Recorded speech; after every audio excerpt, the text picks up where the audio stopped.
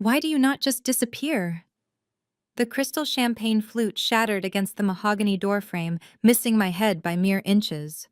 My own sister screamed that I was ruining her perfect life while her husband stood by with a condescending smirk. My parents did not stop her. In fact, they agreed. I did not scream back. I simply dropped the master financial ledger in the middle of their expensive dinner and walked out into the night. 2 years later, my phone lit up with 22 missed calls from the family that threw me away. They were about to lose everything, and the sister who wished I would disappear suddenly needed me to save her from federal prison. My name is Zoe. I am 35 years old, and I work as a forensic accountant. Before I continue my story, please let me know where you are watching from in the comments below. If you have ever been the scapegoat in your family, while the golden child got away with everything, hit the like button and subscribe. You will want to hear exactly how I handled the ultimate betrayal. The evening began at one of the most exclusive country clubs in Atlanta. We were gathered to celebrate the third wedding anniversary of my younger sister Brianna and her husband Connor. The private dining room was draped in white silk and gold accents, reflecting the exact image Brianna had spent her entire life cultivating. At 33, Brianna was the undisputed golden child of our family. She wore a stunning designer gown that cost more than my first car, and her diamond ring caught the light every time she reached for her wine glass. Connor sat beside her, adjusting the cuffs of his tailored suit. He was a slick-talking venture capitalist whose white family supposedly came from old money. His parents sat across from me, exuding a quiet judgment that made the air in the room feel thick and suffocating. For years, our family owned a highly successful upscale Southern restaurant. It was the crown jewel of my parents' legacy. My father, Reverend Thomas, used his influence in the church community to build a massive, loyal clientele. My mother, Vivian, acted as the hostess, floating through the dining room in her Sunday best, making sure everyone who was anyone felt important. I was the silent engine keeping the machine running. As a certified public accountant, I handled all the books, the payroll, and the tax filings for the restaurant without ever asking for a dime in return. It was my duty as the eldest daughter. But the peace shattered when the IRS froze the restaurant accounts earlier that week. The truth was simple but devastating. Connor had convinced my parents to give him administrative access to the business accounts, claiming he could optimize their investments. Instead, he drained $400,000 to fund his failing cryptocurrency startup. When the federal notices arrived, Connor panicked. He knew his wealthy parents would cut him off if they found out he was actually broke and gambling with his in-laws' money. So he and Brianna hatched a plan. They decided to blame the quiet, dependable sister. "Look, Zoe, you messed up the restaurant books," Connor said, his voice dripping with fake sympathy. "It happens. But to let the IRS freeze the accounts on the week of our anniversary is unacceptable. You are making Brianna look foolish in front of my family." I stared at him. I looked at the 6 faces staring back at me. Connor's parents looked at me with open disgust, clearly believing the narrative that I was the incompetent sister riding on the coattails of their successful son. Brianna's face was flushed with anger. She had just thrown the glass, and the spilled champagne was still dripping down the expensive wallpaper. I turned my gaze to my parents, expecting them to intervene. I expected my father, a man who preached about truth and integrity every Sunday, to stand up and tell the truth. Instead, my mother, Vivian, rushed past me. She did not ask if the shattered glass had cut my face. She pulled a silk napkin from the table and began dabbing at Brianna's perfectly contoured cheek, cooing and hushing her as if she were a toddler. "Brianna." "Sweetheart, your blood pressure," Vivian murmured. "Do not let this upset you on your special night." Then my father cleared his throat. He leaned forward, resting his elbows on the crisp white tablecloth, and used his heavy Sunday pulpit voice. The voice he used when he wanted the entire congregation to submit to his authority. "Fix it, Zoe," he commanded. "Take the penalty. Admit to the tax board that you made an accounting error. Your sister marriage cannot handle this kind of financial stress. We need to present a united front for Connor family. The sheer audacity of his demand hung in the air. They were asking me to risk my CPA license, my career, and my freedom to protect a man who had stolen almost $500,000 from our family legacy. They were willing to sacrifice my entire livelihood just so Brianna could continue playing the role of a wealthy socialite. My mother looked up from comforting Brianna and shot me a glaring look. Be a team player, Zoe, she snapped. You are single. You do not have a family of your own to worry about. Connor has investors watching him. Just take the blame gracefully so we can move past this. You have always been so selfish when it comes to your sister. Selfish. The word echoed in my mind. I thought about the late nights I spent auditing the restaurant inventory while Brianna was vacationing in Tulum. I thought about the times I paid the utility bills for the church out of my own pocket because my father had overspent on lavish choir robes. I was the one who held the foundation together while they decorated the house, and now they wanted to bury me under the rubble. Connor smirked, picking up his fork to cut into his roasted duck. He truly believed he had won.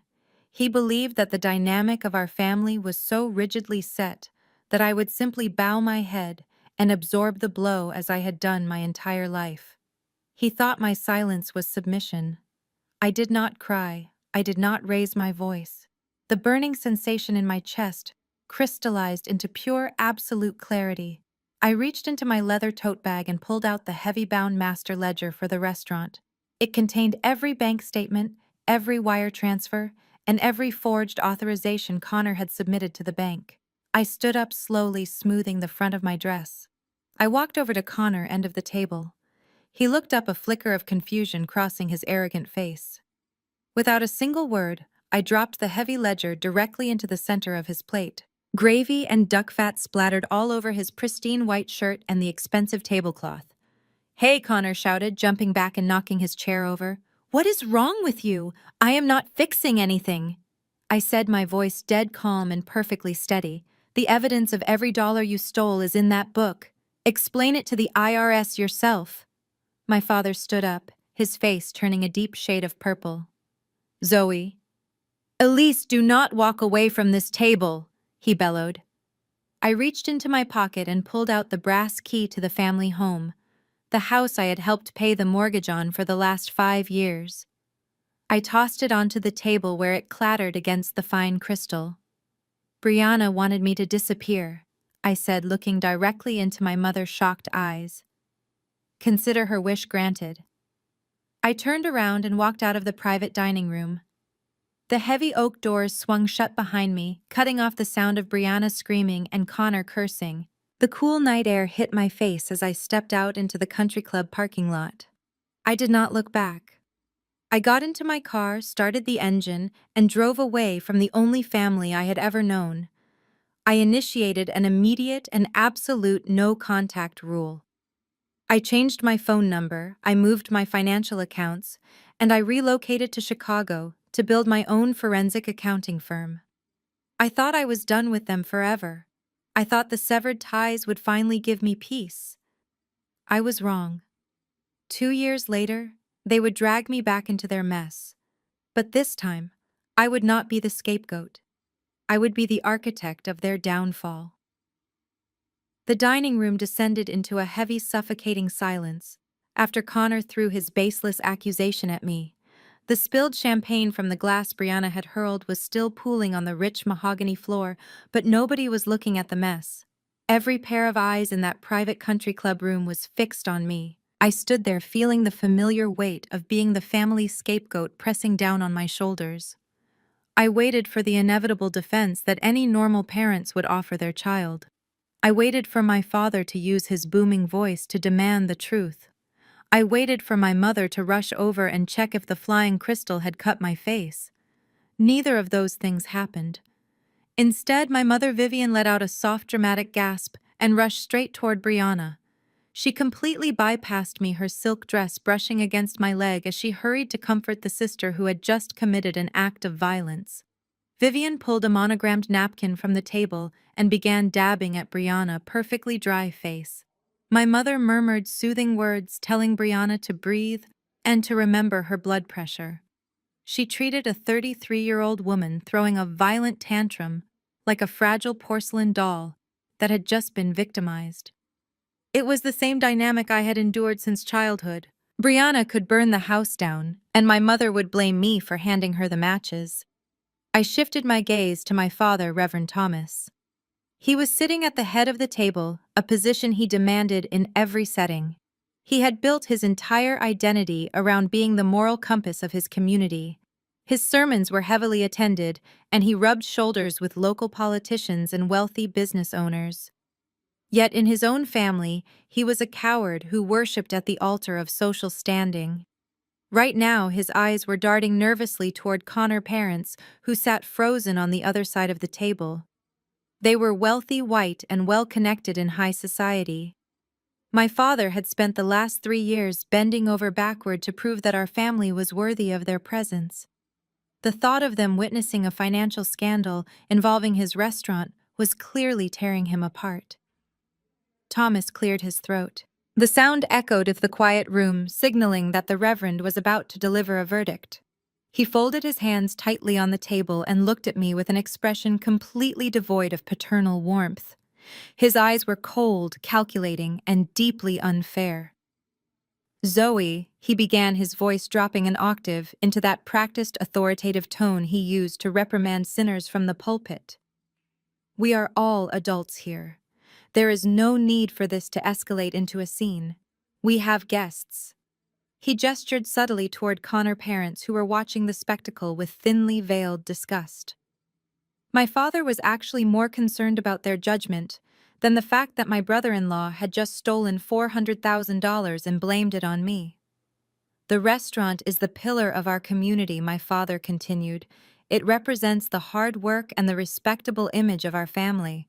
If the IRS continues to freeze those accounts, it will become public knowledge. The church deacons will hear about it. The local papers will write about it. We cannot afford that kind of scrutiny right now. Connor has investors looking at his new technology firm. A scandal would ruin his funding." I felt a cold knot tighten in my stomach. I knew exactly where he was going with this, but hearing him lay the groundwork for my execution was still a profound shock to the system.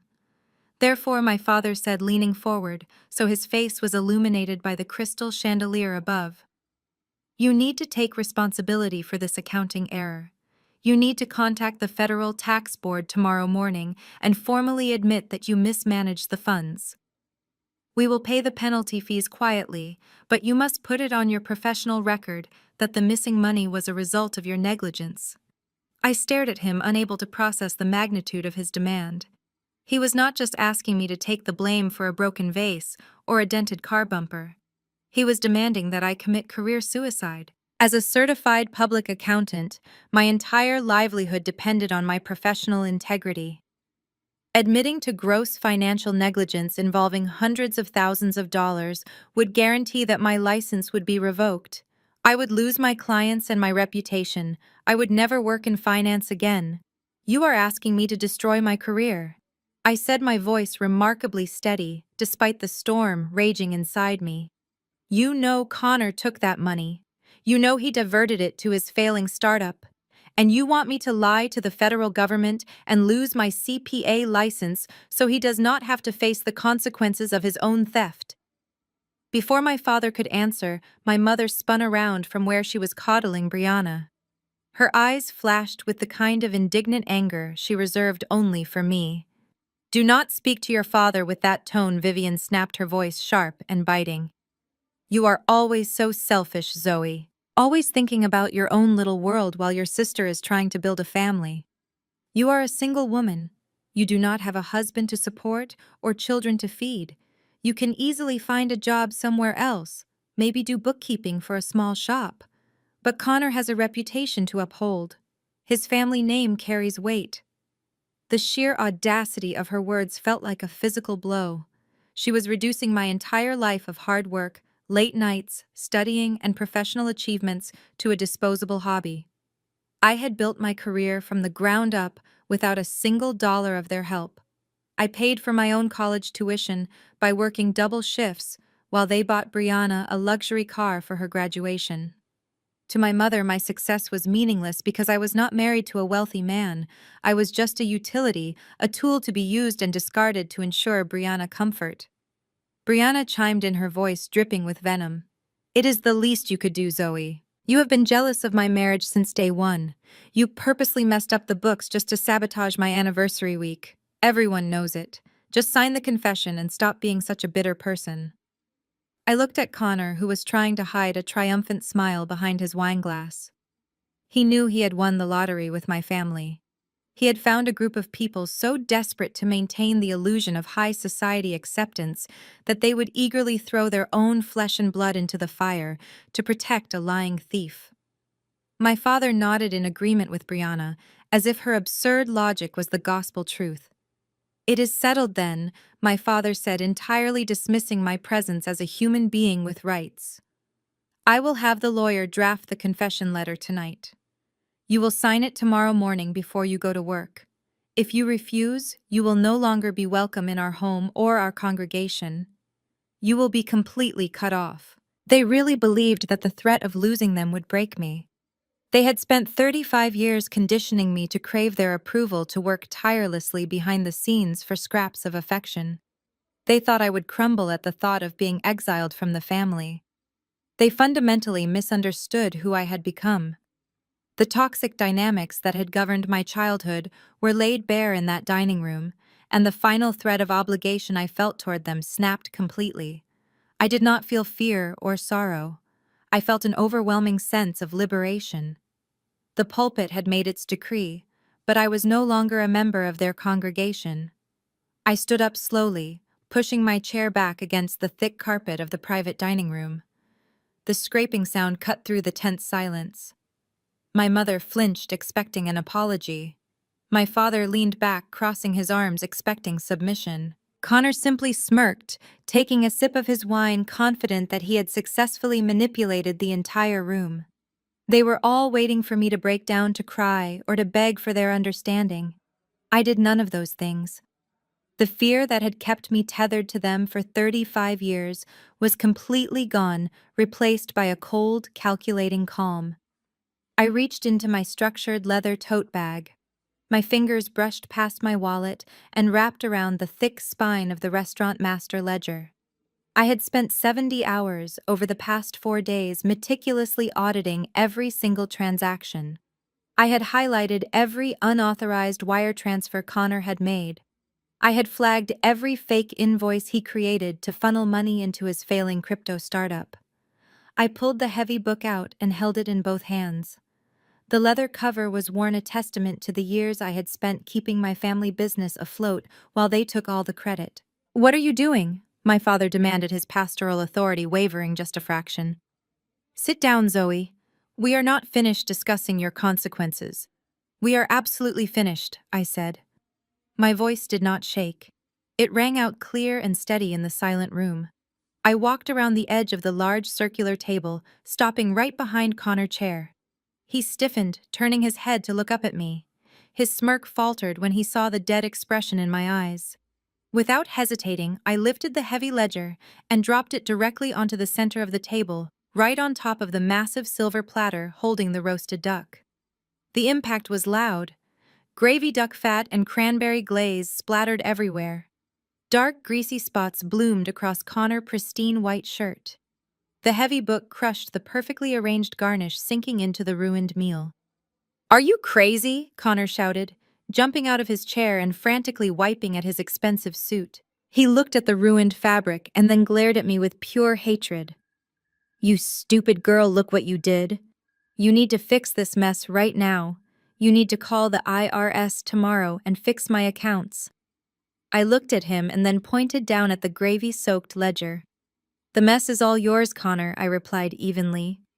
"Every single dollar you stole from my parents is documented in those pages, every offshore transfer and every forged signature. I am not calling the IRS. I am not signing a confession. If you want to stay out of federal prison, I suggest you find a very good lawyer." My mother gasped, covering her mouth in horror. Brianna's face drained of color as she stared at the ledger sitting in the ruined dinner. For the first time all evening, she was completely speechless. Zoe, Elise. My father bellowed, rising to his feet and slamming his fist on the table. You will not disrespect this family. You will not walk away from your responsibilities. I reached into the pocket of my blazer and pulled out the heavy brass key to the family home. It was the house I had grown up in. The house where I had paid the property taxes for the last 5 years, because my father preferred to spend his money on custom-tailored suits and golf club memberships. I held the key up, letting it catch the light from the chandelier overhead. I have no responsibilities here anymore, I said. I looked directly at Brianna, who was still staring at me in shock. Earlier tonight, you screamed at me to just disappear.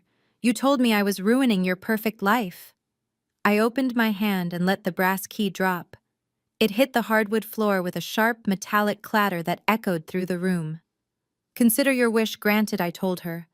I am disappearing. Do not ever contact me again. I turned my back on them and walked toward the heavy mahogany doors.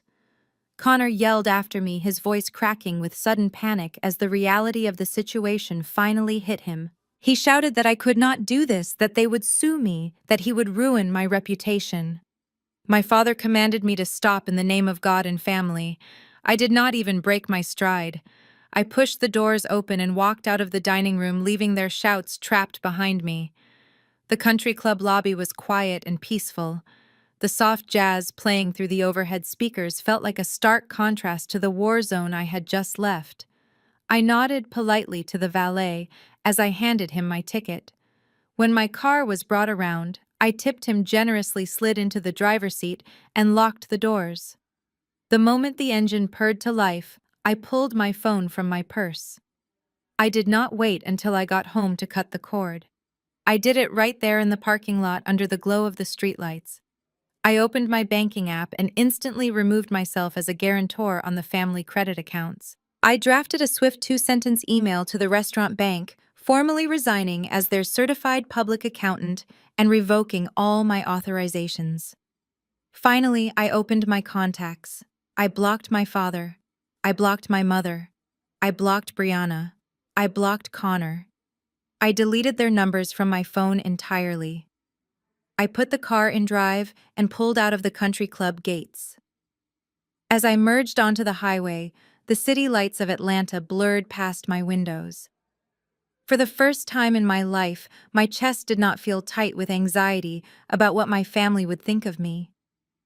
I did not feel the crushing weight of their expectations or the sting of their constant rejection.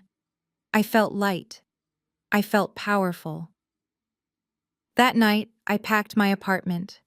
Within 2 weeks, I had broken my lease, accepted a lucrative contract in Chicago, and left Georgia completely. I spent the next 2 years building my own life from the ground up. I poured all my energy into launching my own forensic accounting firm, specializing in corporate fraud. I surrounded myself with people who valued my brilliance instead of exploiting it. I met a man named Elijah who loved me fiercely and showed me what a real partnership looked like. I was thriving. I was finally free. Or so I thought. Because toxic families do not just let their scapegoats escape that easily. They wait until they have burned their own house down, and then they come looking for the person who always carried the water. 2 years of perfect silence were about to end. I had built a fortress, but the people who taught me how to survive were about to test its walls. The next 2 years were a masterclass in survival and reinvention. I arrived in Chicago with 2 suitcases, a bruised ego, and a burning desire to build an empire that no one could ever take away from me. The biting wind of Lake Michigan was a welcome shock to my system. It kept me awake during the long nights I spent drafting business plans and cold calling potential clients from a cramped studio apartment in the South Loop. I poured every ounce of my frustration into my work. When I was not auditing financial records, I was networking at corporate seminars, proving my worth in rooms full of men who underestimated me. Within 6 months, my forensic accounting firm was officially licensed and operational. I specialized in untangling corporate fraud. I found the hidden money that greedy executives tried to bury. It was ironic, really. The exact skill set my family had tried to exploit to cover up their own theft became the foundation of my absolute independence. My reputation grew quickly. I went from taking small contract jobs to landing massive corporate accounts. By the end of my first year, I moved my office into a sleek high-rise overlooking the Chicago River. That was where I met Elijah. Elijah was a 36-year-old corporate attorney working for one of the most ruthless law firms in the city.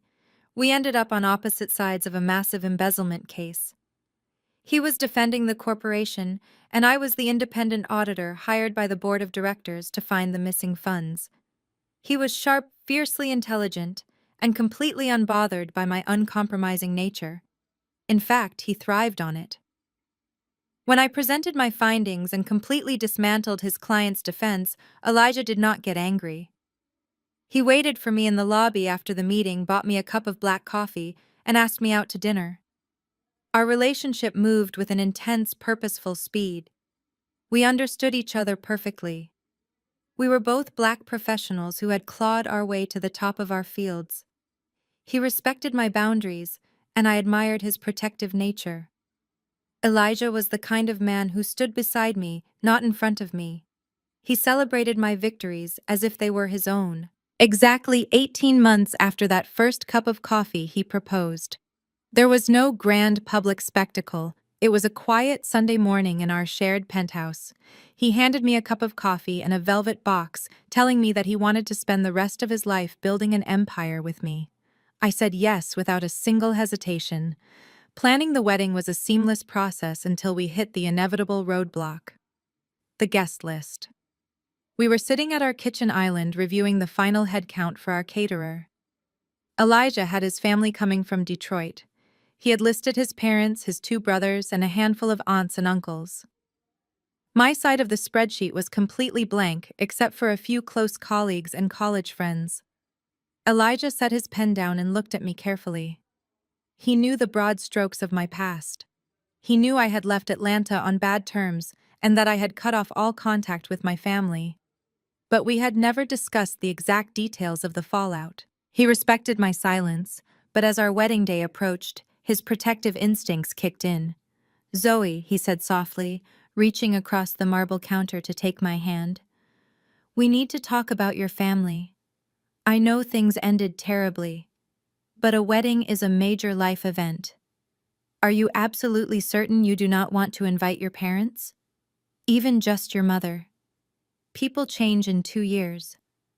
I just do not want you to look out at the audience and regret that your family is not there to see how beautiful you are." I did not get angry. I did not break down in tears or launch into a sad monologue about how my mother had always loved my sister Brianna more than me. I had shed all my tears for Vivian and Thomas a long time ago.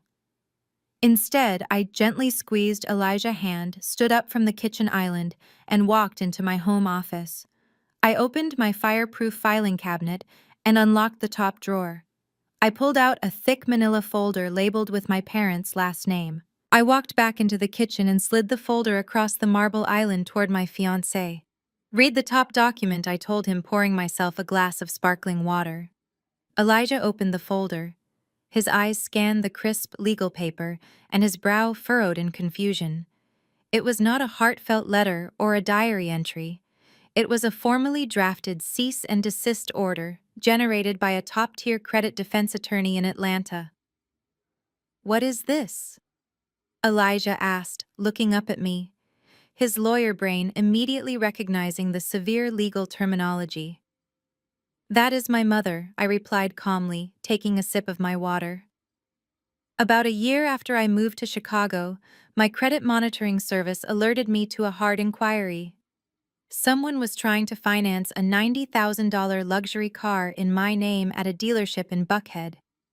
I froze my credit immediately and hired a private investigator to pull the dealership security footage. Elijah stared at me, the realization dawning on his face. The protective warmth in his eyes hardened into cold legal fury. "She tried to steal your identity. She tried to use my pristine credit score to buy a Mercedes for my sister," I corrected him. Brianna and Connor had ruined their own credit after the restaurant scandal. My mother knew my social security number by heart, She walked into that dealership pretending she had my authorization to co-sign the loan. She figured since I was out of state, I would not notice the credit hit until the car was already in their driveway. And she knew I would never actually call the police on my own mother to report the fraud. I tapped the cease and desist letter with my index finger. So I hired a lawyer to do it for me. I continued. I had him serve her with those papers right in the middle of her weekly church committee meeting. The letter explicitly stated that if she or any member of my family ever attempted to use my financial information again, I would press federal identity theft charges. I have not heard a single peep from them since. Elijah looked from the legal document back to me. The question about inviting them to the wedding was completely erased from his mind. He closed the folder, pushed it aside, and pulled me into his arms. "I am so sorry, Zoe," he whispered, kissing the top of my head. "I will never ask you about them again. They will not get anywhere near our wedding. I will hire private security to make sure of it." I leaned into his chest, feeling completely secure. I had made the right choice. I had built a life that was impenetrable. My business was booming, my credit was locked down, and I was marrying a man who would go to war for me. I truly believed I had severed the rotting branches of my family tree once and for all. I thought the cease and desist letter had been the final nail in the coffin. But I had underestimated the sheer desperation of a toxic family running out of options. The silence was not a surrender. It was just a pause. Because 2 weeks later, that silence would be broken in the most aggressive way possible, setting off a chain of events that would force me to return to the very place I had sworn never to see again. The vibration of my phone against the marble nightstand woke me up before my alarm even had the chance to ring. It was a random Tuesday morning. The sky outside our penthouse windows was still a dark slate gray, and the city of Chicago was just beginning to stir. I reached out blindly, swiping my hand across the cool surface until my fingers brushed against the buzzing device. I pulled it toward my face, squinting against the bright screen. The notification stacked on my lock screen made my blood run cold for a fraction of a second. 22 missed calls. I sat up in bed, pulling the down comforter around my shoulders. Elijah was still breathing steadily beside me, completely unaware of the digital storm happening in my hands. I unlocked my phone and scrolled through the call log. My heart rate steadied, and the initial shock quickly dissolved into a cold, calculating realization. 7 calls from my mother, Vivian. 10 calls from my father, Reverend Thomas. 5 calls from a number I did not have saved but recognized immediately as my brother-in-law, Connor. I did not panic. I did not immediately dial them back to ask who had died or who was in the hospital. I knew my family dynamics better than I knew my own reflection. A toxic family does not call the discarded scapegoat 22 times before sunrise just to say hello. They do not blow up your phone to apologize for past mistakes. They only call the black sheep when the golden child has run out of money. I slid out of bed quietly, leaving Elijah to sleep. I walked into the kitchen, the hardwood floors cool against my bare feet, and started the coffee maker. While the rich smell of espresso filled the room, I leaned against the counter and tapped the voicemail icon on my phone. There were 8 messages. I pressed play on the first one, putting the phone on speaker. "Zoe, sweetheart, it is your mother." Vivian's voice floated through the quiet kitchen, dripping with a honeyed sweetness that I had not heard in years. It sounded practiced and utterly fake. "I know it has been a long time since we spoke, and I know we have had our misunderstandings. But family is family. Give me a call back when you wake up. I just want to hear your voice." I rolled my eyes and deleted it. The second voicemail was from my father. "Zoe Elise, call your father immediately." Thomas spoke with his signature heavy pulpit voice, but there was a subtle tremor underneath his usual commanding tone. "We have a family matter that requires your attention. It is imperative that we speak today. Do not ignore this message." I deleted that one too. By the 5th voicemail, the facade of politeness had completely evaporated. The mask was slipping. "Zoe, pick up the phone right now. My mother's voice was shrill and frantic, completely stripped of the Southern Belle charm she usually weaponized. We are in serious trouble. Connor has made a mess of things and the bank is sending letters. Your father is beside himself. We need your help, Zoe. You are an accountant. You know how to talk to these people. Call me back immediately. The final voicemail was the most telling. It was Connor. He sounded out of breath as if he was pacing back and forth in a panic. Zoe, look, I know we left things in a bad place. He stammered, his arrogance entirely missing. I know you hate me, but I really need a favor. Just a consultation. A professional consultation. I will pay your hourly rate. I just need you to look at some tax documents before the end of the week. Please, Zoe. Brianna does not know how bad it is. If you do not help me, they are going to take everything. I tapped the screen and stopped the playback. The coffee machine beeped, signaling it was done. I poured myself a mug of black coffee and walked over to the floor-to-ceiling windows looking out over the Chicago skyline. The city lights were reflecting off the dark waters of the river below. They wanted me to save them. After telling me to disappear after trying to steal my identity, after blaming me for their own financial ruin, they actually believed they could just snap their fingers and summon me back to clean up their mess. Connor had clearly dug himself a hole so deep that he could no longer lie his way out of it. And my parents, rather than holding the white son-in-law accountable, were once again trying to force me to be his shield. Elijah walked into the kitchen a few minutes later, tying the belt of his robe. He took one look at my face and stopped in his tracks. His eyes flicked to the phone resting on the marble counter. Who died? He asked, his voice thick with sleep, but laced with immediate concern. No one, I replied, taking a slow sip of my coffee. But someone is about to lose all their money. My parents and Connor called me 22 times this morning. They left voicemails begging for my accounting expertise. Elijah's jaw tightened. The protective instinct radiated from him instantly. He walked over and wrapped his arms around my waist, resting his chin on my shoulder. What are you going to do? He asked quietly. Do you want me to have the firm draft another cease and desist? I can threaten them with harassment. No, I said, setting my mug down. A cease and desist will not work this time. They are desperate. Desperate people do not care about legal warnings. They care about survival. If Connor is begging me to look at his tax documents, it means he has committed a financial crime so massive that he cannot hide it from his wealthy parents or my father congregation anymore. I picked up my phone. I had no intention of calling them back. Engaging with them directly would only give them the opportunity to manipulate the narrative, to cry, and to play the victims. I needed facts. I needed raw, unedited data before I decided my next move. I am going to take a shower, and then I am heading straight to my office. I told Elijah, turning to face him.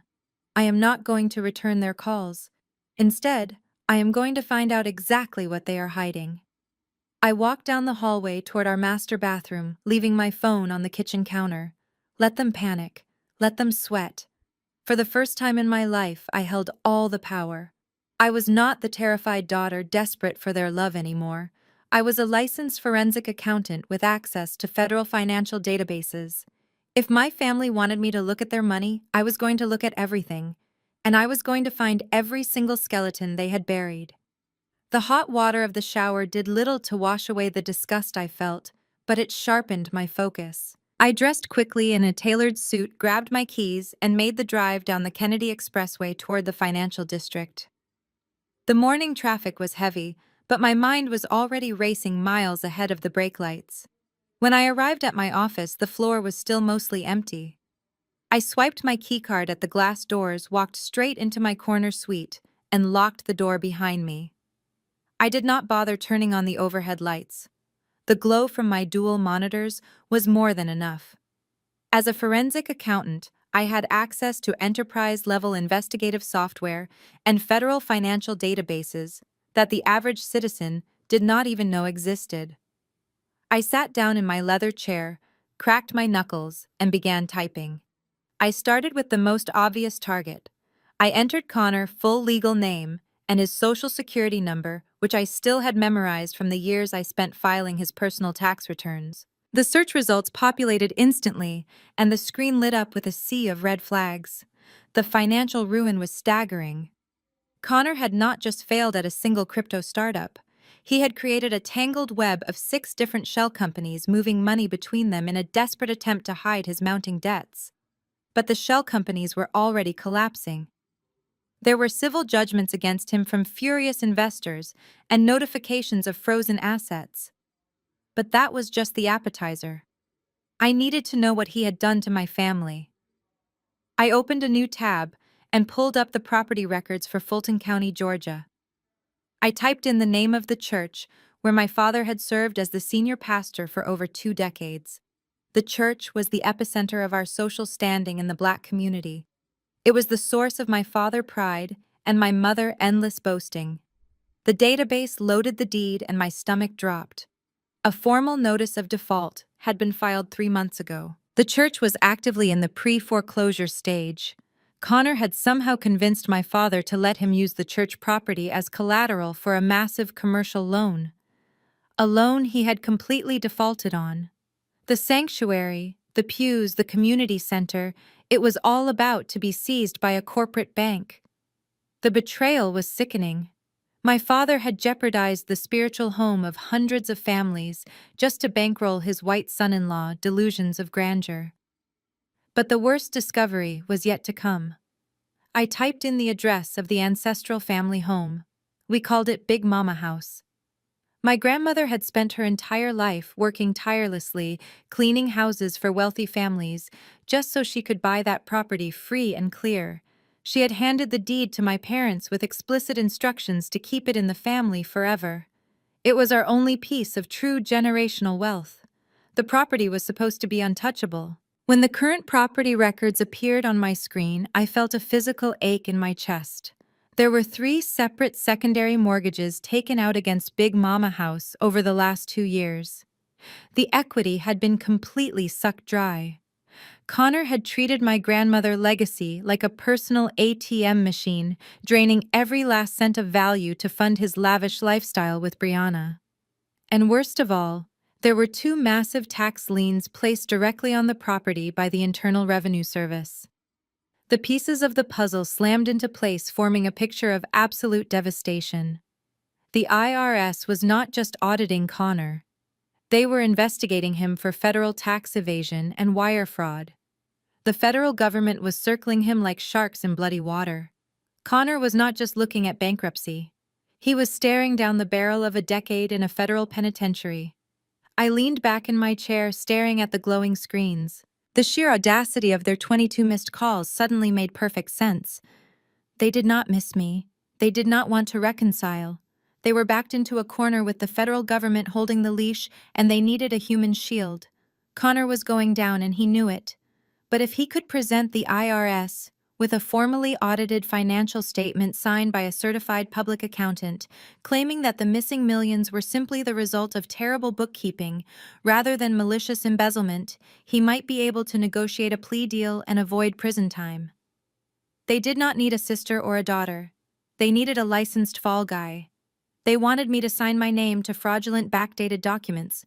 They expected me to walk into the line of federal fire, sacrifice my hard-earned CPA license, and take the legal heat so the golden child husband could walk away untouched. A cold, dark anger settled into my bones. For 35 years, they had demanded my sacrifice. They had taken my time, my money, and my peace of mind. Now they wanted my freedom. I picked up my phone and called Elijah. He answered on the first ring. I told him everything I had just found. I explained the shell companies, the foreclosure on the church, and the liens against Big Mama House. Elijah listened quietly, his legal mind analyzing the severity of the crimes. When I finished, he asked me a single question. What do you want to do? I am packing a bag. I told him, my voice devoid of any emotion. I am driving down to Georgia. Elijah let out a heavy breath. Zoe, you cannot save them. They are in federal territory now. It is too late. I am not going down there to save them, I replied, pulling my blazer off the back of my chair. I do not care if Connor rots in a federal cell, and I do not care if my parents lose their social standing, but I am not letting a predatory bank take Big Mama House. That property belongs to her memory, not their greed. I am going to walk into that house, and I am going to watch them squirm. I shut down my computer, locked my office, and headed back to the penthouse to pack my SUV. The 2 years of absolute silence were officially over. I was returning to the sanctuary of my childhood, but this time I was not bringing forgiveness. I was bringing a reckoning. The drive from Chicago to Atlanta took 14 hours, but I did not stop for anything other than gasoline and black coffee. The steady hum of my tires against the asphalt matched the relentless processing of my own mind. For 2 years, I had completely severed myself from the toxic environment of my youth. I had built a life of absolute peace, a thriving corporate firm, and a loving partnership with a man who respected my boundaries. I had shed the identity of the family scapegoat and stepped into my power as a successful forensic accountant. Yet as I crossed the Georgia state line and watched the familiar pine trees rise up against the darkening sky, I felt the heavy gravitational pull of my past trying to drag me back down. I was not returning to save my parents. I was returning to protect the only piece of my history that actually mattered. I navigated the winding streets of my old neighborhood until I reached the quiet cul-de-sac where my grandmother house stood. We had always called it Big Mama House. It was a sprawling 2-story colonial with a wraparound porch and thick white pillars. My grandmother had spent her entire life cleaning houses for wealthy white families, saving every spare penny so she could buy this property free and clear. It was our only true piece of generational wealth. From the outside, it looked exactly as I remembered. The lawn was perfectly manicured and the porch lights glowed warmly in the evening dusk. It was a flawless facade hiding a foundation that was rotting from the inside out. I pulled my vehicle into the driveway, parking directly behind a matte black luxury sports car that undoubtedly belonged to my brother-in-law. I turned off the engine and sat in the quiet cabin for a moment, adjusting my tailored blazer and taking a deep, steadying breath. I stepped out into the humid southern air, walked up the front steps, and did not bother knocking. I pushed the heavy oak front door open and stepped into the foyer. The air inside the house was thick with the suffocating smell of expensive floral candles and raw, unfiltered anxiety. I walked out of the hallway and stepped into the main living room. The space looked like a financial war zone. The antique mahogany coffee table, a piece of furniture my grandmother had polished by hand every Sunday, was completely buried under mountains of paperwork. Manila folders stacked high bank statements, spilling onto the Persian rug, and thick legal envelopes bearing the terrifying red stamps of final notices. My father, Reverend Thomas, sat slumped in his favorite leather armchair. The man who commanded the respect of hundreds of parishioners every Sunday morning looked broken and disheveled. He wore a wrinkled dress shirt with the sleeves rolled up, his usual booming confidence replaced by a hollow, exhausted stare. He was staring at the wall, completely detached from the reality of the disaster unfolding in his own living room. On the velvet sofa, my sister Brianna was curled up with a plush throw blanket, scrolling mindlessly on her phone. She was still wearing full makeup and designer loungewear, acting as if ignoring the mountain of debt would magically make it disappear. My mother Vivian was the first one to notice my arrival. She was standing by the stone fireplace, holding a stack of unopened mail tightly against her chest. When she saw me standing in the archway, she did not drop the envelopes.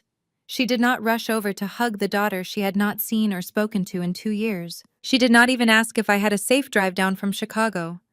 Her eyes simply darted from my face to the expensive leather handbag on my shoulder, and then down to my custom-tailored suit. She took a step forward, her face immediately hardening into that familiar, demanding expression I knew all too well. "Well, it certainly took you long enough," Vivian snapped, her voice cutting sharply through the tense silence of the room. She did not say hello. She did not say she missed me. She spoke to me as if I were a teenage intern who had shown up an hour late for an unpaid summer job. She was completely ignoring the fact that I was a 35-year-old chief executive officer who billed out at $500 an hour.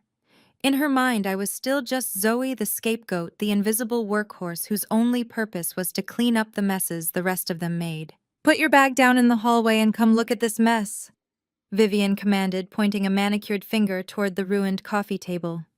"Connor has been trying to organize these tax records for 3 days, but the bank keeps sending these overly complicated ledgers.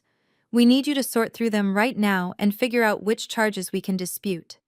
The accountants at the bank are making mistakes, and we need you to fix it before the church board finds out."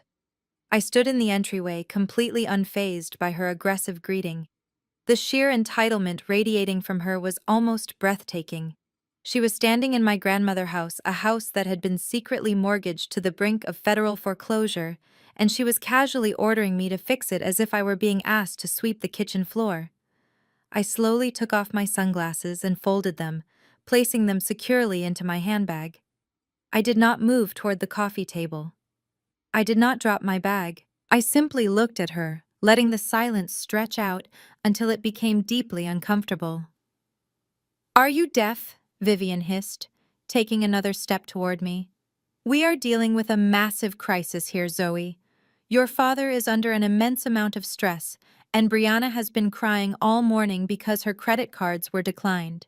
We do not have time for your usual stubborn attitude. You are an accountant. You know how to talk to these people. Sit down and get to work." I looked at my mother, marveling at the depth of her delusion. She had built an entire alternate reality where Connor was simply a victim of complicated banking errors, where Brianna was suffering the most, and where I existed solely to absorb their consequences. My father remained silent in his chair, refusing to look me in the eye.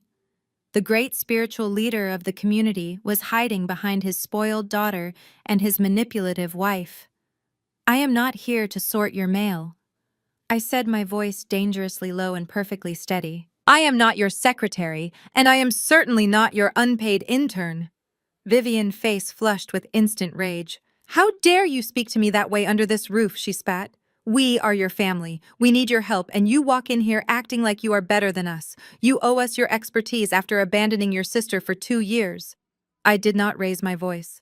I held her furious gaze and let a cold smile touch the corners of my mouth. I owed them absolutely nothing.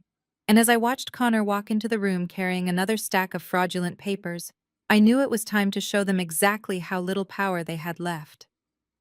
Connor walked into the living room carrying a thick manila envelope. He was wearing a designer polo shirt that clung to his shoulders, but his usual perfectly coiffed hair was a mess. When he saw me standing in the center of the room, his expression shifted.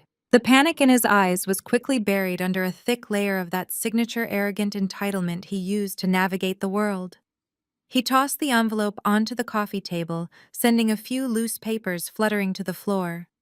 "Glad to see you finally decided to join the real world, Zoe," he said, running a hand through his hair. "We have a minor situation here, and your mother thought it would be best if we brought you in to handle the administrative side of things." I looked down at the manila envelope, and then back up at him. Administrative side of things. That was an interesting way to describe federal tax evasion. Connor stepped around the coffee table and picked up a stapled packet of documents. He held it out to me, but I kept my hands firmly at my sides. He let out a sharp, exasperated sigh and dropped the packet onto the edge of the table nearest to me. "Look, I know you have your little bookkeeping business up in Chicago." Connor began, his voice taking on a slow, patronizing cadence. "But corporate finance is an entirely different beast. What we have here is a simple cash flow bottleneck. I moved some capital from the church reserve fund and your parents' home equity to leverage a bridge loan for my tech startup. It is a standard venture capital strategy. The problem is, the bank flagged the transfers because of a small clerical error in the reporting codes. A small clerical error," I repeated, keeping my voice completely flat. "Exactly," Connor said, snapping his fingers and pointing at me as if I were a slow student who had finally grasped a basic concept. "It is just a misunderstanding regarding overhead misappropriation. The IRS is making a mountain out of a molehill. All I need you to do is review these retroactive audit forms. I have already filled out the numbers. You just need to sign your name on the bottom line with your CPA license number and stamp it. It shows the federal tax board that an independent accountant has verified the internal transfer of funds and clears up the bottleneck. I stared at him, marveling at his absolute audacity. He was standing in front of a licensed forensic accountant, a woman who spent her days dismantling complex corporate fraud schemes for Fortune 500 companies, and he was trying to explain basic tax law to me like I was a child. Worse, he was trying to gaslight me into believing that embezzling hundreds of thousands of dollars from a church and secretly mortgaging a fully paid-off home was just a clerical error. "Let me get this straight," I said, taking a slow, deliberate step toward him. "You want me to sign a backdated audit form. You want me to attach my state board license number to a document that falsely categorizes stolen funds as a legitimate internal capital transfer." Connor rolled his eyes, clearly annoyed that I was not just blindly following his instructions. "It is not stolen funds, Zoe. Do not be dramatic. It is leveraged debt. You just do not understand how high-level tech investments work. Once my startup goes public, I will pay the church back with interest. But right now, I need you to be a team player. Your parents need you to be a team player. If you do not sign those papers, the bank is going to start foreclosure proceedings against this house." My father spoke up from his leather armchair, his voice heavy with misplaced authority. "Just sign the papers, Zoe. Connor knows what he is doing. We need to present a united front to the bank. You are the only one in the family with the proper licensing to make this problem go away." I turned my gaze to my father. "You are asking me to commit federal bank fraud?" I said, clearly pronouncing every single word, so there could be no misunderstanding. "You are asking me to perjure myself to the Internal Revenue Service. If I sign those papers and the IRS audits the source accounts, I will lose my CPA license. I will face massive federal fines. I could go to federal prison." Brianna scoffed from the couch, tossing her throw blanket aside. "Oh, stop being so melodramatic, Zoe. Always playing the victim. Connor said it is just a formality. Why do you always have to make everything about you? Just sign the stupid paper so we can all go back to our lives." The sheer stupidity in the room was almost suffocating. They genuinely believed that a signature would magically erase millions of dollars of missing money. They believed the federal government would just look the other way because Connor said so. "I will not sign anything," I said, turning my attention back to Connor. "I will not put my name on your fraudulent documents. I will not risk my career and my freedom to save you from the consequences of your own theft. You made this mess. You can face the federal prosecutors yourself." The smug arrogance vanished from Connor's face instantly. The veins in his neck bulged, and his face flushed a deep, angry red. He took 2 large steps, closing the distance between us until he was standing less than a foot away from me. He was taller than me and broader, and he used his physical size to loom over me in a textbook display of male intimidation. "You listen to me, you ungrateful little bitch!" Connor hissed, his voice dropping into a menacing growl. "You are going to sign those papers. I let you walk away 2 years ago, but I am not playing games with you today. This is about my future. This is about my reputation.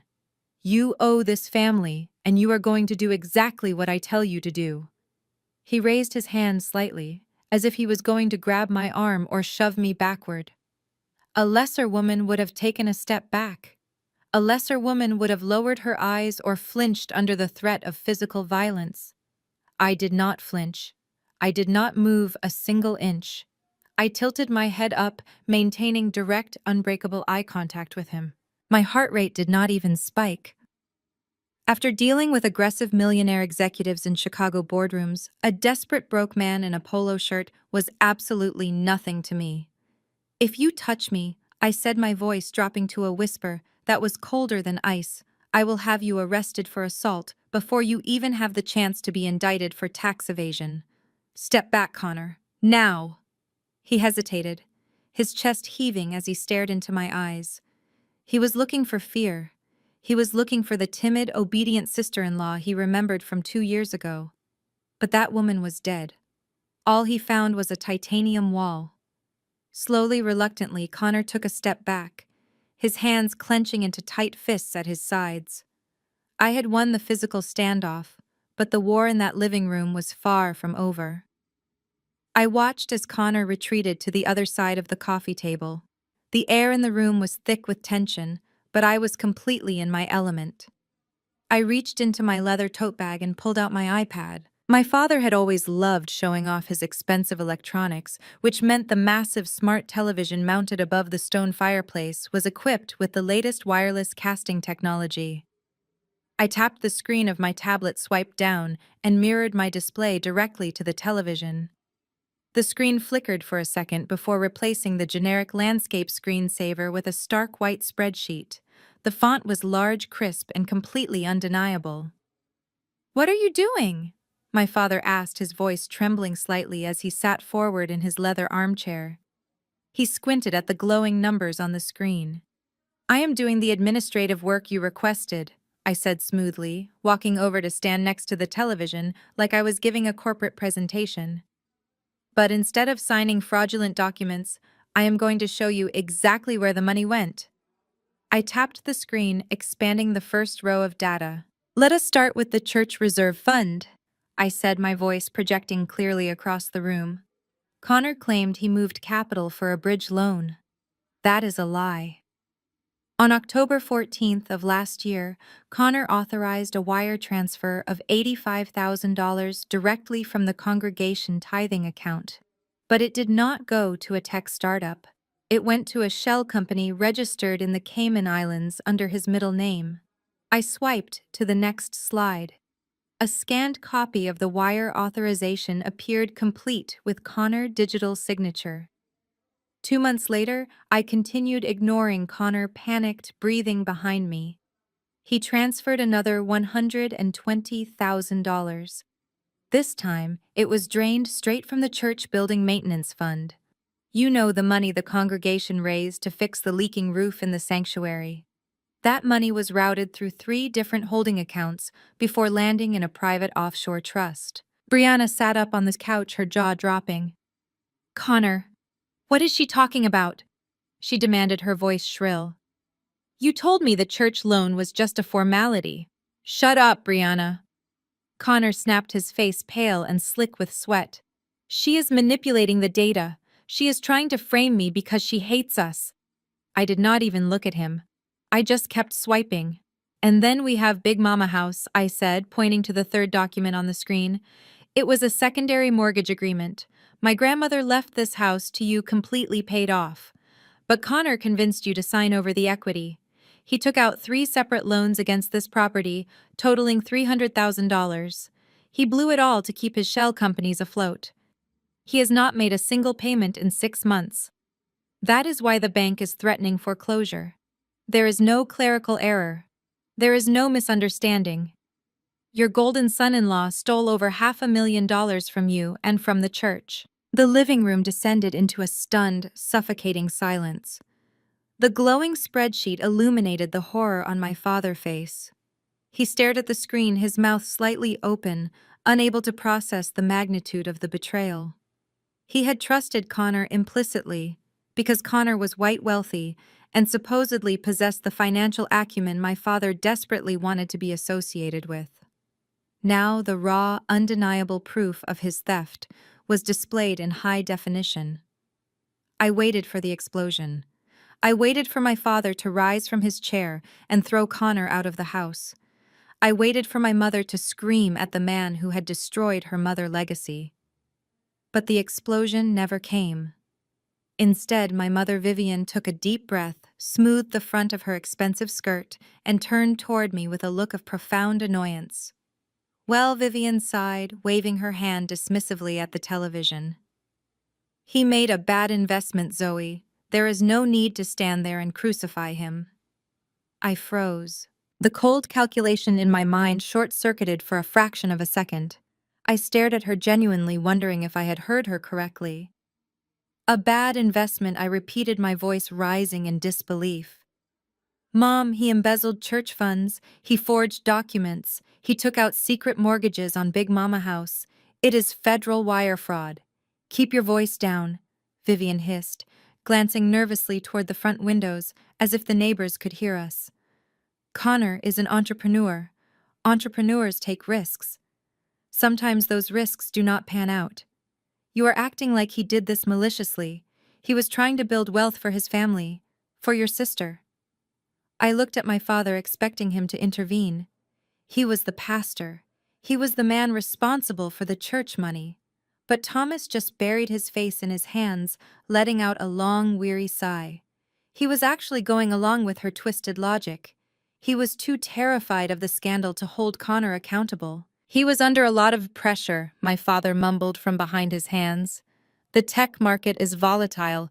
We just need to figure out how to cover the deficit before the deacons audit the church accounts next month. The sheer level of delusion was staggering. They were looking at ironclad proof of felony theft, and they were still making excuses for him. They were still protecting him. Do you hear yourselves?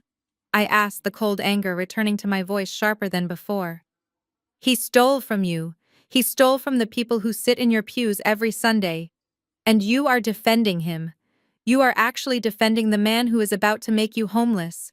He is your brother-in-law. Vivian snapped, her eyes flashing with anger. He is family, and family protects each other. That is something you would understand if you were not so bitter and alone. If you would just sign those audit papers, we could restructure the debt and give Connor time to recover the funds. My blood boiled. They were so deeply entrenched in their toxic enabling that they would gladly burn my life to the ground to keep Connor warm. They did not care about the truth. They did not care about justice or my grandmother legacy. They only cared about keeping up appearances. The fury inside me solidified into something dark and absolute. I knew in that moment that I could not just walk away and let the bank take the house. I had to completely dismantle their fake reality. Before I could say another word, Brianna stood up from the couch. Her hands were shaking, and her face was a mask of pure desperation. She looked at me, her eyes wide and panicked, and then she dropped the bomb that would change everything. You do not have a choice, Zoe. Brianna screamed the words so loudly that her voice cracked under the weight of her own panic. She stood up from the plush sofa, her hands shaking violently. Her manicured nails dug into the palms of her hands, and tears were finally spilling over her eyelashes, ruining her perfect makeup. You have to sign the retroactive audit. You have to do it right now. I looked at her, my expression completely unchanged. I slowly lowered my iPad, letting the screen dim as the undeniable proof of Connor embezzlement remained projected on the living room television. I do not have to do anything, Brianna, I replied, my voice low and steady. I am not legally bound to your husband and his financial crimes. I am walking out of this house and leaving you all to the federal authorities. Yes, you are legally bound, Brianna shrieked, taking a step toward me. You are already in it. Your name is on the original loan documents. I put it there. The words hung in the humid air of the living room, heavy and suffocating. The silence that followed was absolute. Even the low hum of the central air conditioning seemed to fade into the background. I stood perfectly still, processing the magnitude of what she had just confessed. What did you just say? I asked, forcing her to repeat her crime out loud in front of everyone. Brianna crossed her arms defensively, though she was trembling from head to toe. Connor needed a certified public accountant to act as a financial guarantor for the bridge loan. She explained, her voice wavering between defiance and terror. The bank would not approve the commercial transfer against the church property without a licensed professional signing off on the risk assessment. You were the only CPA we knew, and you had just walked out on us at the restaurant 2 years ago. You abandoned us when we needed you the most. So you forged my signature, I stated. It was not a question. It was a cold, hard fact. I had to, Brianna cried out, looking at our parents for validation. Connor investors were threatening to pull out. The bank sent the paperwork and they needed it back the next morning. I found some of your old tax filings in the home office upstairs. I took them into my bedroom and I practiced your signature for 3 hours until it was absolutely perfect. I signed your name and I used your state board license number. The bank accepted it. I did what I had to do to protect my marriage. I turned to look at my father. I expected the Reverend to finally show some righteous anger. Forgery was a federal felony. Identity theft was a felony. His youngest daughter, the golden child he had protected and coddled for her entire life, had just confessed to committing multiple federal crimes against his eldest daughter. But Reverend Thomas just stared at the Persian rug, avoiding my gaze entirely. He looked like a deflated balloon, completely stripped of his moral authority. Vivian, however, saw an opportunity. The initial shock on my mother's face quickly morphed into a twisted mask of relief. Her mind worked in mysterious and toxic ways, immediately searching for a path that would absolve her favorite child and place the burden squarely back onto my shoulders. "Well, there you have it," Vivian said, her tone suddenly brisk and practical, as if Brianna had just admitted to borrowing a sweater without asking. "What is done, is done. Brianna made a mistake, but she did it to save her husband. And now that your name is already on the original loan, you are legally implicated anyway." I stared at the woman who gave birth to me, completely disgusted by her lack of basic human decency. "You are justifying felony identity theft," I said, my voice dangerously quiet. "I am being realistic," Vivian snapped back, crossing her arms. "If the bank forecloses and the federal investigators look into the paperwork, they are going to see your signature, Zoe. They will come after your CPA license. They will come after your fancy accounting firm in Chicago. You will lose everything you have built. So you need to fix this." Connor straightened his shirt, the fear completely vanishing from his posture. He actually smiled. It was a predatory, sickening smile.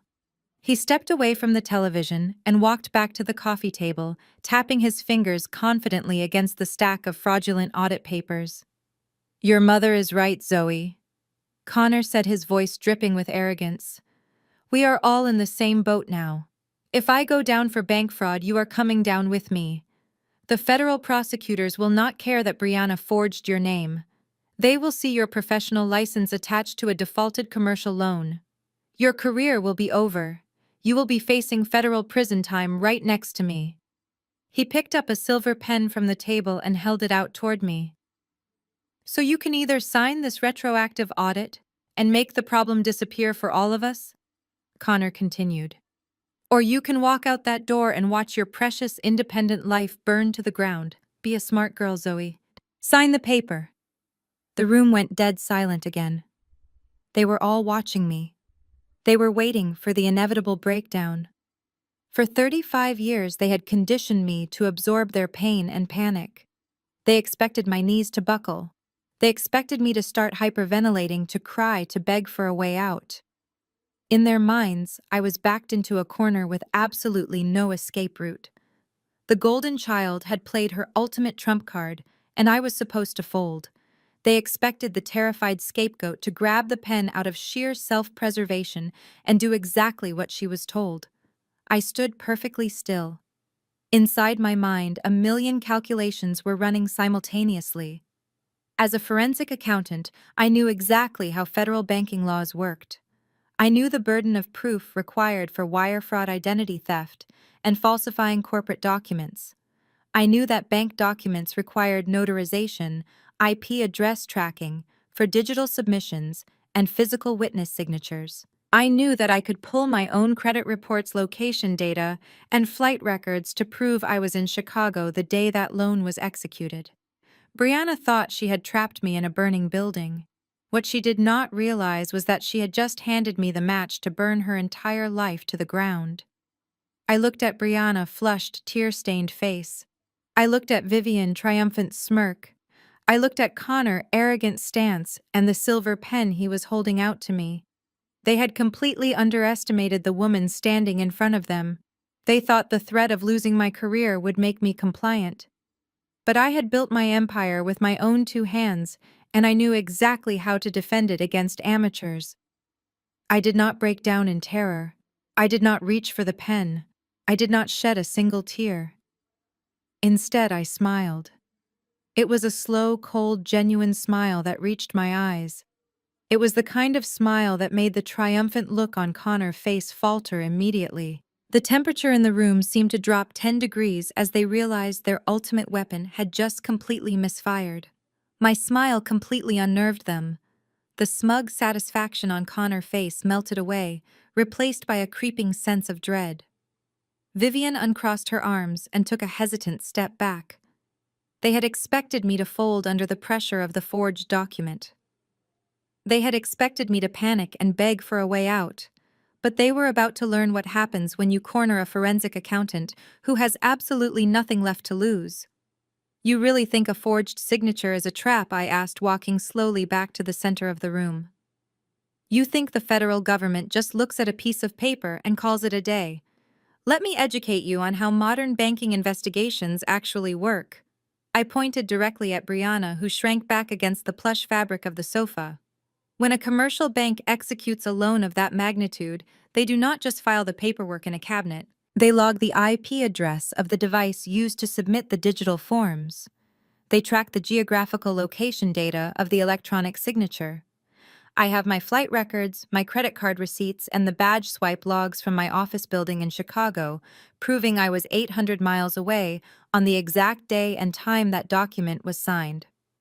I can prove in 5 minutes that I did not sign that loan. But more importantly, the digital forensics team will trace the submission right back to the router in this very house. They will execute a search warrant. They will find the practice sheets in your bedroom, Brianna. They will pull the metadata from your laptop. They will charge you with felony identity theft and federal wire fraud. Brianna let out a strangled sob, covering her face with her trembling hands. The reality of federal prison suddenly crashing down on her perfect life. My mother gasped, her face draining of all color. "Zoe, you would not!" Vivian pleaded, her voice suddenly desperate and high-pitched. "She is your sister. She is family.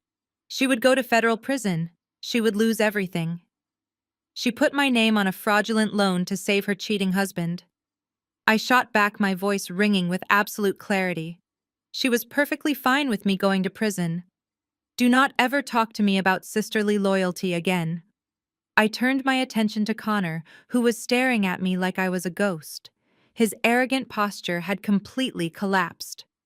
"You wanted me to fix this," I said, my voice dropping into a tone of absolute command. "You wanted me to use my professional license to make the missing money look like an internal accounting error. If I am going to risk my entire career to save Brianna from a federal prison sentence, I am not doing it blind. I am not signing a backdated audit based on numbers you scribbled on a piece of paper. The IRS does not play games. If they find a single discrepancy in my audit, they will tear all of us apart. So if you want my signature, I need everything." "What do you mean, everything?" Connor asked, his voice tight and defensive. "I mean full, unrestricted administrative access," I said, taking a step closer to him until he was forced to lean back. "I want the master passwords to the church financial servers. I want the login credentials for every single bank account, every shell company, and every offshore trust you created. I want your laptop, and I want the encryption keys to your hard drives. I need to see every single dollar you moved so I can build a narrative that will actually fool a federal auditor. If I find a single hidden account that you did not disclose, the IRS will find it too, and our entire cover story falls apart." Connor shook his head vigorously, his eyes darting around the room. "No, absolutely not," he stammered.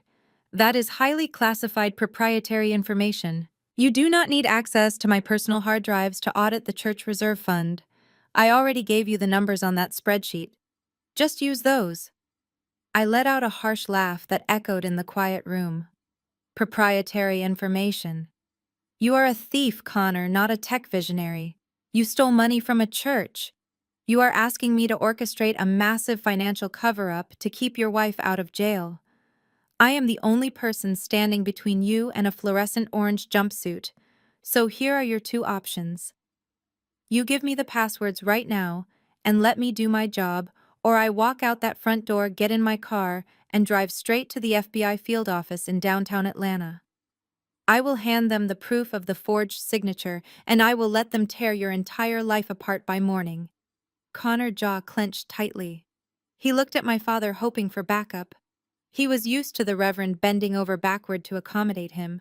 Thomas, you cannot seriously expect me to hand over my private servers to her, Connor pleaded. She hates me. She will use it against me. She is just trying to steal my startup data. For the first time all evening, my father actually stood up to Connor. Thomas looked at his sobbing daughter on the couch, and then looked at his son-in-law. The illusion of the wealthy, successful businessman was completely shattered. Thomas finally realized that Connor was nothing but a massive liability who had dragged his favorite child into a federal crime. Give her the passwords, Connor, my father commanded, his voice shaking with a mixture of anger and absolute exhaustion. You dragged Brianna into this mess. You made her commit a felony under my roof. Give Zoe whatever she needs to fix this before we all lose everything. Connor looked at Vivian, but my mother just nodded frantically, her hands clasped together in sheer terror at the thought of her golden child going to prison. Connor was completely cornered. The slick venture capitalist had been stripped of all his power. His chest heaved in defeat as he reached into his pocket and pulled out his phone. His hands were trembling as he opened a secure notes application. He spent the next 15 minutes reading off complex alphanumeric passwords, server addresses, and encryption keys, while I typed them directly into my iPad. I demanded the two-factor authentication codes, forcing him to log into his email and grant me master access to the church accounting software. I made him transfer the administrator privileges to my own secure server. I did not stop until I had completely bypassed every security measure he had put in place. When it was over, Connor looked physically sick. He walked over to his leather briefcase, pulled out his heavy laptop, and tossed it onto the coffee table. He pushed it toward me like it was a live grenade. There, he muttered, refusing to make eye contact. That is everything. All the shell companies, the crypto accounts, everything I touched. Just make the audit look legitimate so the bank stops calling and the federal agents stay away. I picked up the heavy laptop and tucked it under my arm alongside my iPad. I looked around the living room at the four people who had spent my entire life treating me like I was beneath them. They were broken, terrified, and completely dependent on me. They thought handing over the passwords was the first step in their salvation. They thought I was going to spend the night building a fake audit to protect Brianna. I will need absolute silence while I work, I told them, my voice devoid of any warmth. Do not interrupt me. Do not knock on the door.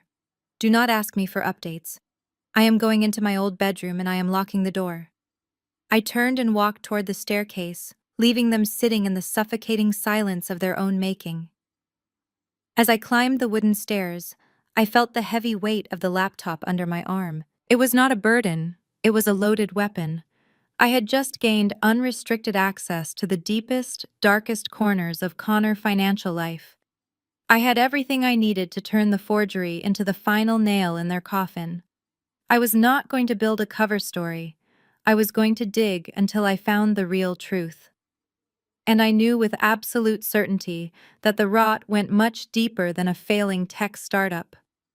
I walked into my old childhood bedroom and locked the heavy wooden door behind me. The room had not changed in 2 years. The walls were still painted the pale yellow my mother had chosen over my objections, and my high school debate trophies were still gathering dust on the corner bookshelf. It was a room designed for a quiet, obedient daughter. I set Connor's laptop and my iPad down on the small wooden desk. I was no longer that daughter.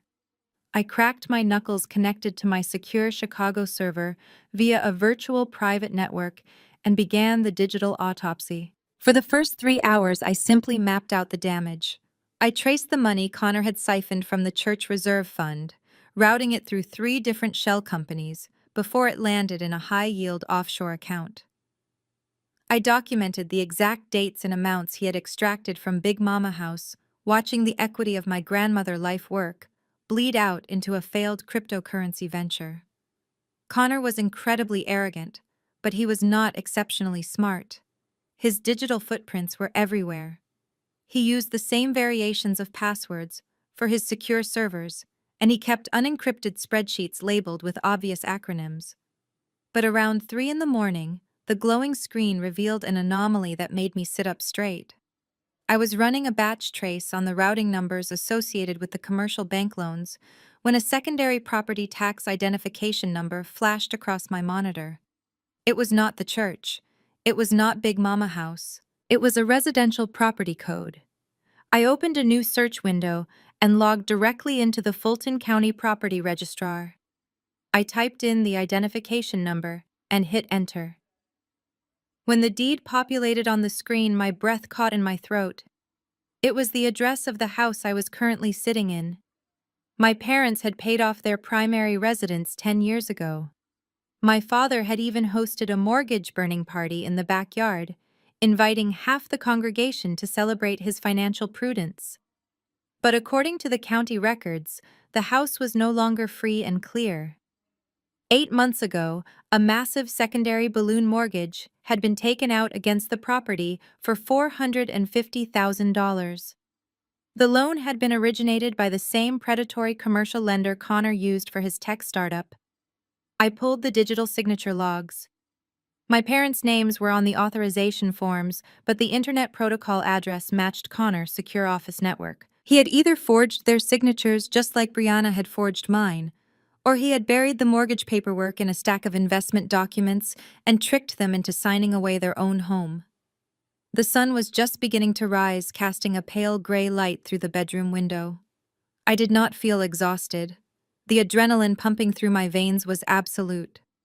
I disconnected the laptop, grabbed my iPad, and unlocked my bedroom door. I walked down the carpeted stairs, the silence of the early morning wrapping around me. When I reached the kitchen, I found my mother Vivian standing by the marble island. She was wearing a silk robe, brewing a pot of expensive French roast coffee, as if this were just a normal Wednesday morning. She looked up when I entered, attempting to plaster a tight, artificial smile on her face. "Good morning, Zoe," Vivian said, her voice overly bright and strained. "Did you finish the audit? Connor is hoping you can submit the paperwork before noon so he can call the bank and get this silly misunderstanding cleared up." I walked over to the kitchen island and placed my iPad flat on the marble surface directly in front of her. I tapped the screen, bringing up the Fulton County property deed and the commercial loan origination documents. "There is no audit, Mom," I said, my voice completely devoid of any warmth. But I did find out exactly how deep the rot goes. "Look at the screen." Vivian frowned, setting her coffee mug down. She leaned forward, adjusting her reading glasses. Her eyes scanned the legal jargon and the massive 6-figure debt attached to her home address. The artificial smile slid right off her face, replaced by a look of sheer, unadulterated terror. "What is this?" Vivian whispered, her hands gripping the edge of the marble counter so tightly her knuckles turned white. "This is our house. We do not have a mortgage." "You do now," I told her coldly. "Connor did not just steal from the church, and he did not just drain Big Mama House. He took out a $450,000 balloon mortgage on your primary residence. He leveraged the roof over your head to pay off his angry investors. You and Dad are completely broke. When the bank forecloses next month, they are going to take the church, my grandmother house, and the very kitchen you are standing in." I expected her to scream. I expected her to march upstairs, drag Connor out of bed, and throw him out onto the front lawn. Any rational mother, any rational homeowner, would have been consumed by a protective rage. But Vivian was not rational. Her entire existence was built on the fragile foundation of social perception. She slowly pushed the iPad away and closed her eyes, taking a deep, trembling breath. When she opened her eyes again, the terror had been replaced by a desperate, manic calculation. "You have to fix the numbers, Zoe," she said, her voice dropping to a frantic whisper. "You have to move the liabilities around. Hide this mortgage in the church operating expenses." I stared at her, completely stunned. "Hide it in the church expenses," I repeated. "Mom, he stole your house. He stole your money. You are the victim here and you want me to help him cover it up. You do not understand, Vivian hissed, stepping around the island and grabbing my forearm. Her grip was surprisingly strong. If this scandal breaks, the entire Black church community will lose faith in your father. He is a pillar of Atlanta society. If the deacons find out that a white man swindled Reverend Thomas under his own roof, if they find out his golden son-in-law is a common thief, your father will be a laughingstock. His legacy will be destroyed. We will be ruined socially. I looked down at her hand gripping my arm, and then looked directly into her eyes. You are about to be homeless, I said, spelling it out for her. You are going to lose your home, and you are worried about what the church ladies are going to say at the Sunday social. We can always buy another house. Vivian shot back, her voice rising with hysteria. But we cannot buy back our reputation. Brianna's marriage will be a public disgrace. I will not allow my family to be humiliated in front of the entire congregation. You are a forensic accountant. You know how to make money disappear on paper. Do your job, Zoe. Protect your family. I yanked my arm out of her grasp, stepping back as if she had physically burned me. The hypocrisy was so thick it was choking me. They would gladly sacrifice a Black congregation, they would sacrifice my grandmother's legacy, and they would sacrifice their own home just to protect the illusion of white wealth and social superiority. They were so deeply infected by their own vanity that there was absolutely no saving them. I will not hide a single cent, I told her, my voice echoing in the large kitchen. I am not going to protect a man who stole everything from you, and I am certainly not going to protect your fake reputation. Vivian's face twisted into an ugly mask of pure spite. If you do not help us, she threatened, you are just as dead to me as you were 2 years ago. I picked up my iPad and turned my back on her. The threat meant nothing to me anymore. Let her cling to her reputation while her house burned down around her. I had found the stolen mortgages and the offshore accounts, but I was not finished. There was one more encrypted folder on Connor's hard drive that I had not cracked yet, and I had a feeling that the final secret was going to be the one that completely shattered their precious illusion once and for all. I walked back up the stairs, leaving my mother alone in the kitchen with the reality of her impending homelessness. I locked the bedroom door once again and sat down at the small desk. The sun was fully up now, shining brightly through the window, but the room still felt cold. I pulled Connor's heavy laptop toward me. I had already uncovered the wire fraud, the embezzlement, and the secret mortgages, but there was one piece of the digital puzzle that still did not fit. I had noticed it around 2 in the morning. There was an encrypted folder buried deep within his system files. It was masked as a system update log, but the file size was far too massive for a simple software patch. I connected my iPad to the laptop using a specialized decryption cable. I ran a brute force algorithm that I normally reserved for corporate espionage cases. Connor thought he was clever by using a military-grade encryption protocol, but he had used the same master password structure for his administrative backdoor. It took my software exactly 14 minutes to break the encryption. The folder unzipped and populated on my screen. I leaned forward, expecting to see the hidden crypto wallets or the offshore bank routing numbers that he had refused to give me. Instead, my screen filled with photographs. I clicked on the first image. It was a high-resolution photo of Connor standing on a wide front porch with his arm wrapped around a slender blonde woman. She was smiling brightly, holding a toddler on her hip, while another young child clung to Connor's leg. They looked like the perfect American family. I stared at the screen, trying to process what I was seeing. My first thought was that these were old photos from a past relationship before he met my sister. But then I looked at the timestamp in the corner of the image. The photo had been taken 3 weeks ago. It was taken on the exact weekend Connor told Brianna he was flying to Silicon Valley to meet with angel investors. I opened the next file. It was a digital copy of a birth certificate from the state of South Carolina. The child was 3 years old. The father was listed as Connor, and the mother was listed as a woman named Lauren. The second birth certificate was for a 1-year-old boy. Connor had 2 secret children, He had an entire second family living 2 states over. The cold realization washed over me. I started clicking through the rest of the documents in the folder faster now, matching the dates and the amounts to the financial ledgers I had already audited. The puzzle pieces locked together with sickening precision. The $85,000 wire transfer from the church reserve fund was not seed money for a tech startup. It was the exact amount used for a 20% down payment on a 4-bedroom house in Charleston, South Carolina. I found the deed right there in the folder.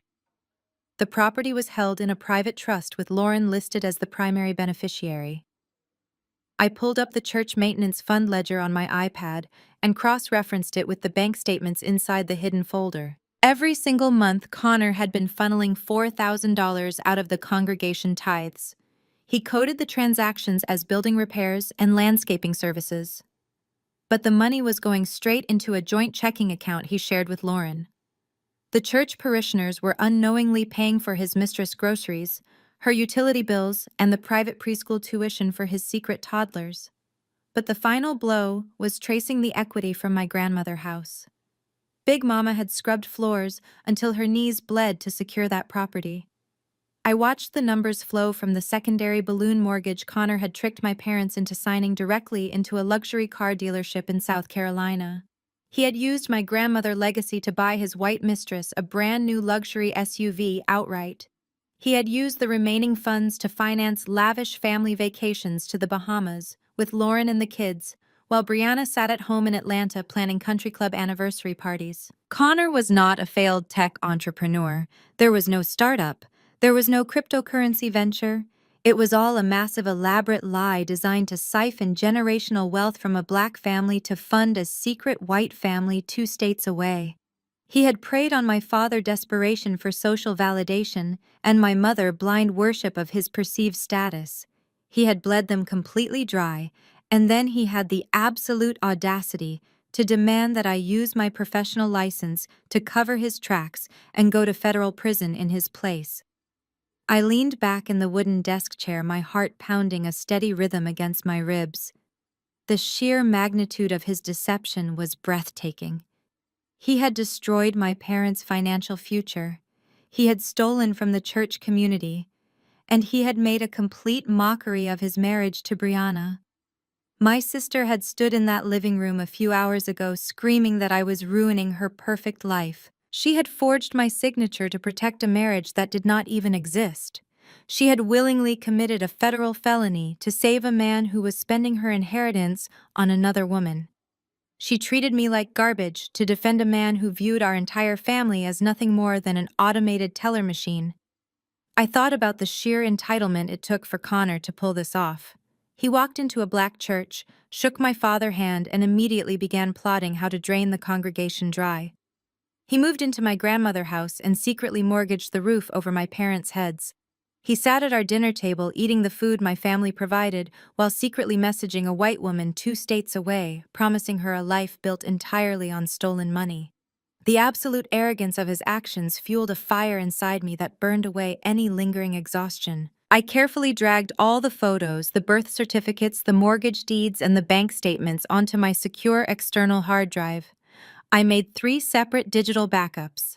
I was not just building a defense anymore. I had the nuclear codes to completely obliterate Connor life. I closed the laptop and unplugged my devices. The morning sun was shining brightly now, completely illuminating the pale yellow walls of my old bedroom. I felt an intense, terrifying clarity. My parents wanted me to hide the truth to protect their social standing. They wanted to pretend that the golden child had a perfect life and that the white son-in-law was a successful businessman. They were willing to sacrifice me to maintain that illusion. I picked up my iPad and unlocked the bedroom door. The house was quiet. They were probably all trying to sleep, believing that the obedient scapegoat was upstairs working hard to save them. They had no idea that I had just uncovered the rot at the very foundation of their reality. I walked down the hallway toward my parents' master bedroom. I was not going to wait for a family meeting. I was going to force them to look at exactly what they had traded their souls for. I left my old bedroom with the iPad firmly gripped in my hand. The hallway was silent, but I could hear the faint murmur of voices coming from the kitchen below. My parents were awake. They were probably discussing how quickly I would cave, how quickly the obedient scapegoat would draft the fraudulent audit and save their precious social standing. I walked down the stairs, my footsteps completely silent against the thick carpet. When I reached the bottom, I did not go into the kitchen. I walked straight to my father's private study at the end of the hall. The study was a room I was rarely allowed to enter as a child. It was my father's sanctuary. The walls were lined with heavy theological books, and the air smelled of lemon polish and old paper. A massive mahogany desk dominated the center of the room, meant to intimidate anyone who sat on the opposite side.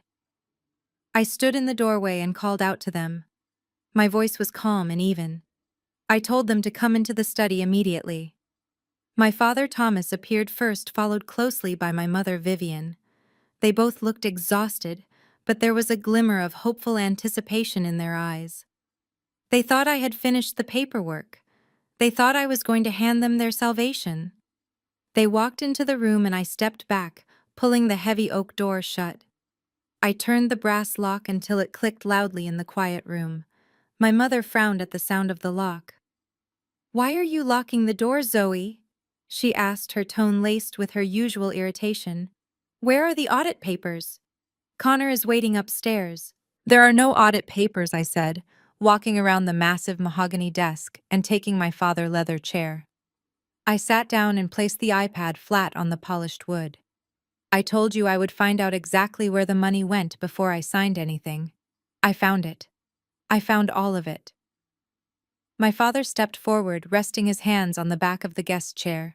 He looked down at the blank screen of the tablet. "Well," he sighed heavily. "How bad is the tech startup deficit? How much time do we need to buy to let the investments mature?" I reached out and tapped the screen, unlocking the device. I opened the encrypted folder I had pulled from Connor hard drive. I did not start with the bank statements or the offshore routing numbers. I started with the photograph. I expanded the high-resolution image of Connor standing on the porch of the South Carolina house, his arm wrapped tightly around his blonde mistress, with two secret children clinging to him. I turned the iPad around and slid it across the mahogany desk until it rested directly in front of my parents. "There is no tech startup," I said, my voice dropping to a whisper that felt louder than a shout.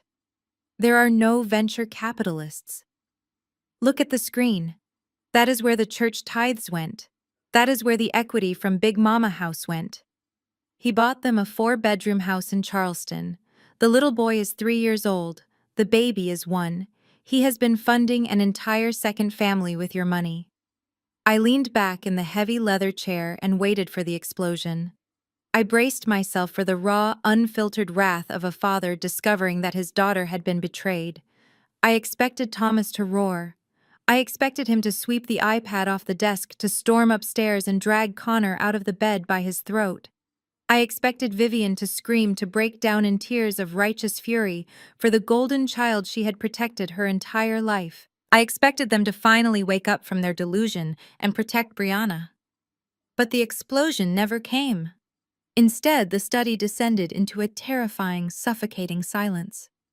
Thomas stared at the glowing screen, his hands gripping the leather back of the chair so tightly that his knuckles turned completely white.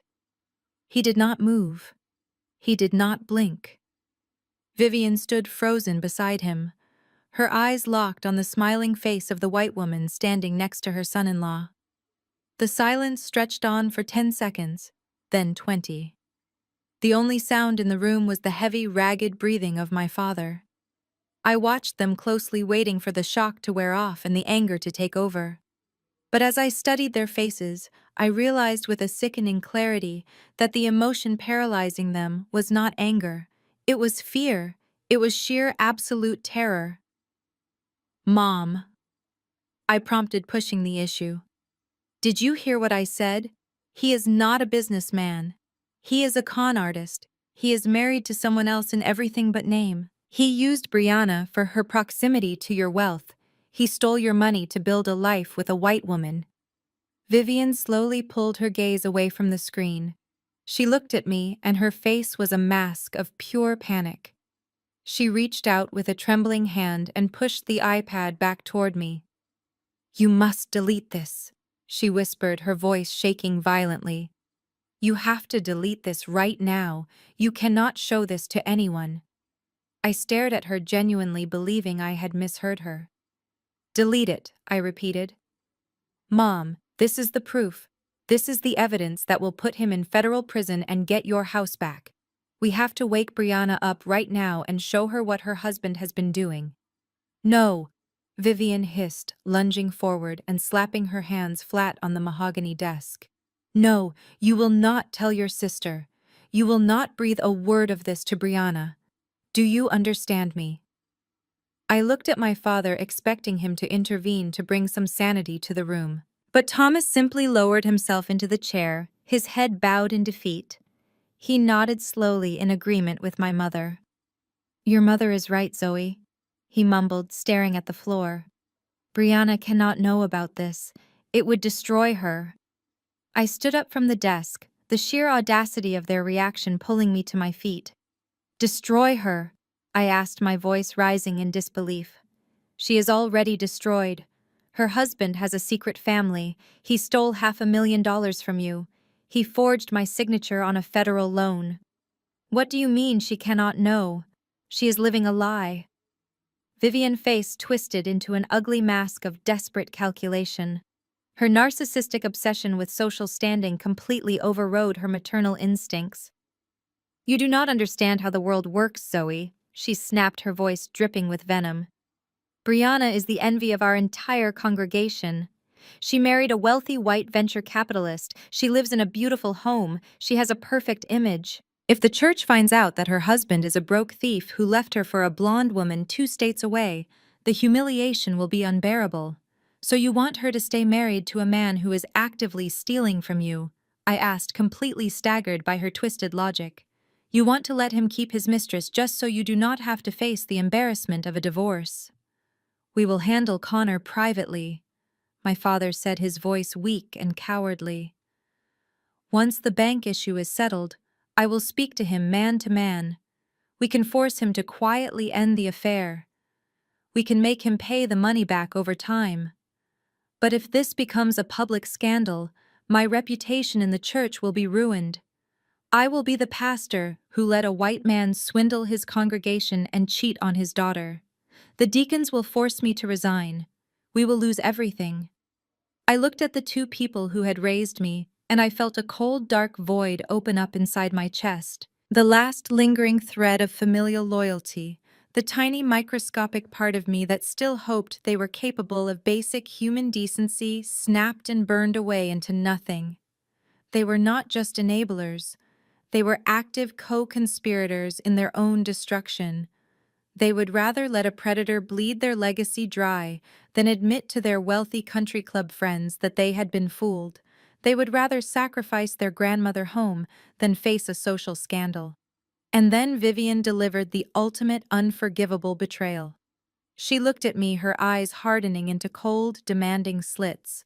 "That is why you have to sign the audit, Zoe. You have to use your CPA license to legitimize the missing funds.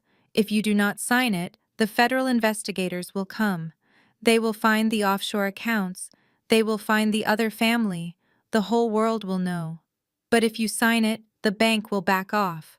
Connor will avoid prison, and we can keep this entire mess a secret." I stared at her, completely motionless. "You want me to take the fall?" I said, stating the fact plainly. "You want me to commit federal bank fraud, to risk losing my career and going to a federal penitentiary just so Brianna does not have to feel embarrassed at the country club? You want me to go to jail so Connor can keep his secret family?" Vivian did not even blink. "You are strong, Zoe," she said, her voice completely devoid of any motherly love. "You have always been the strong one.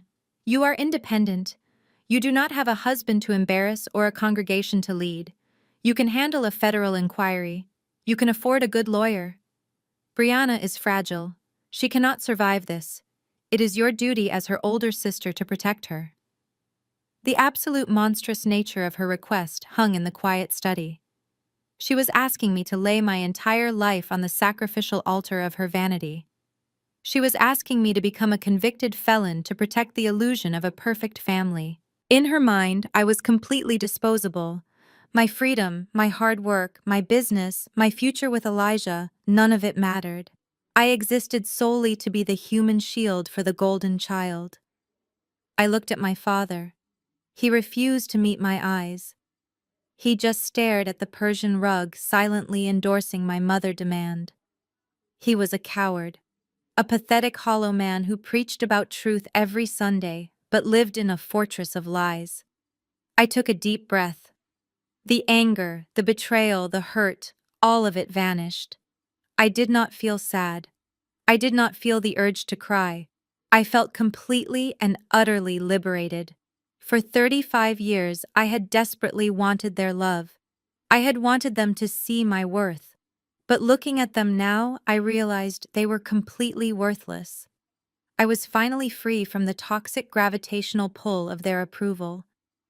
I slowly reached out and picked up the iPad. I locked the screen, plunging the room back into the dim morning light.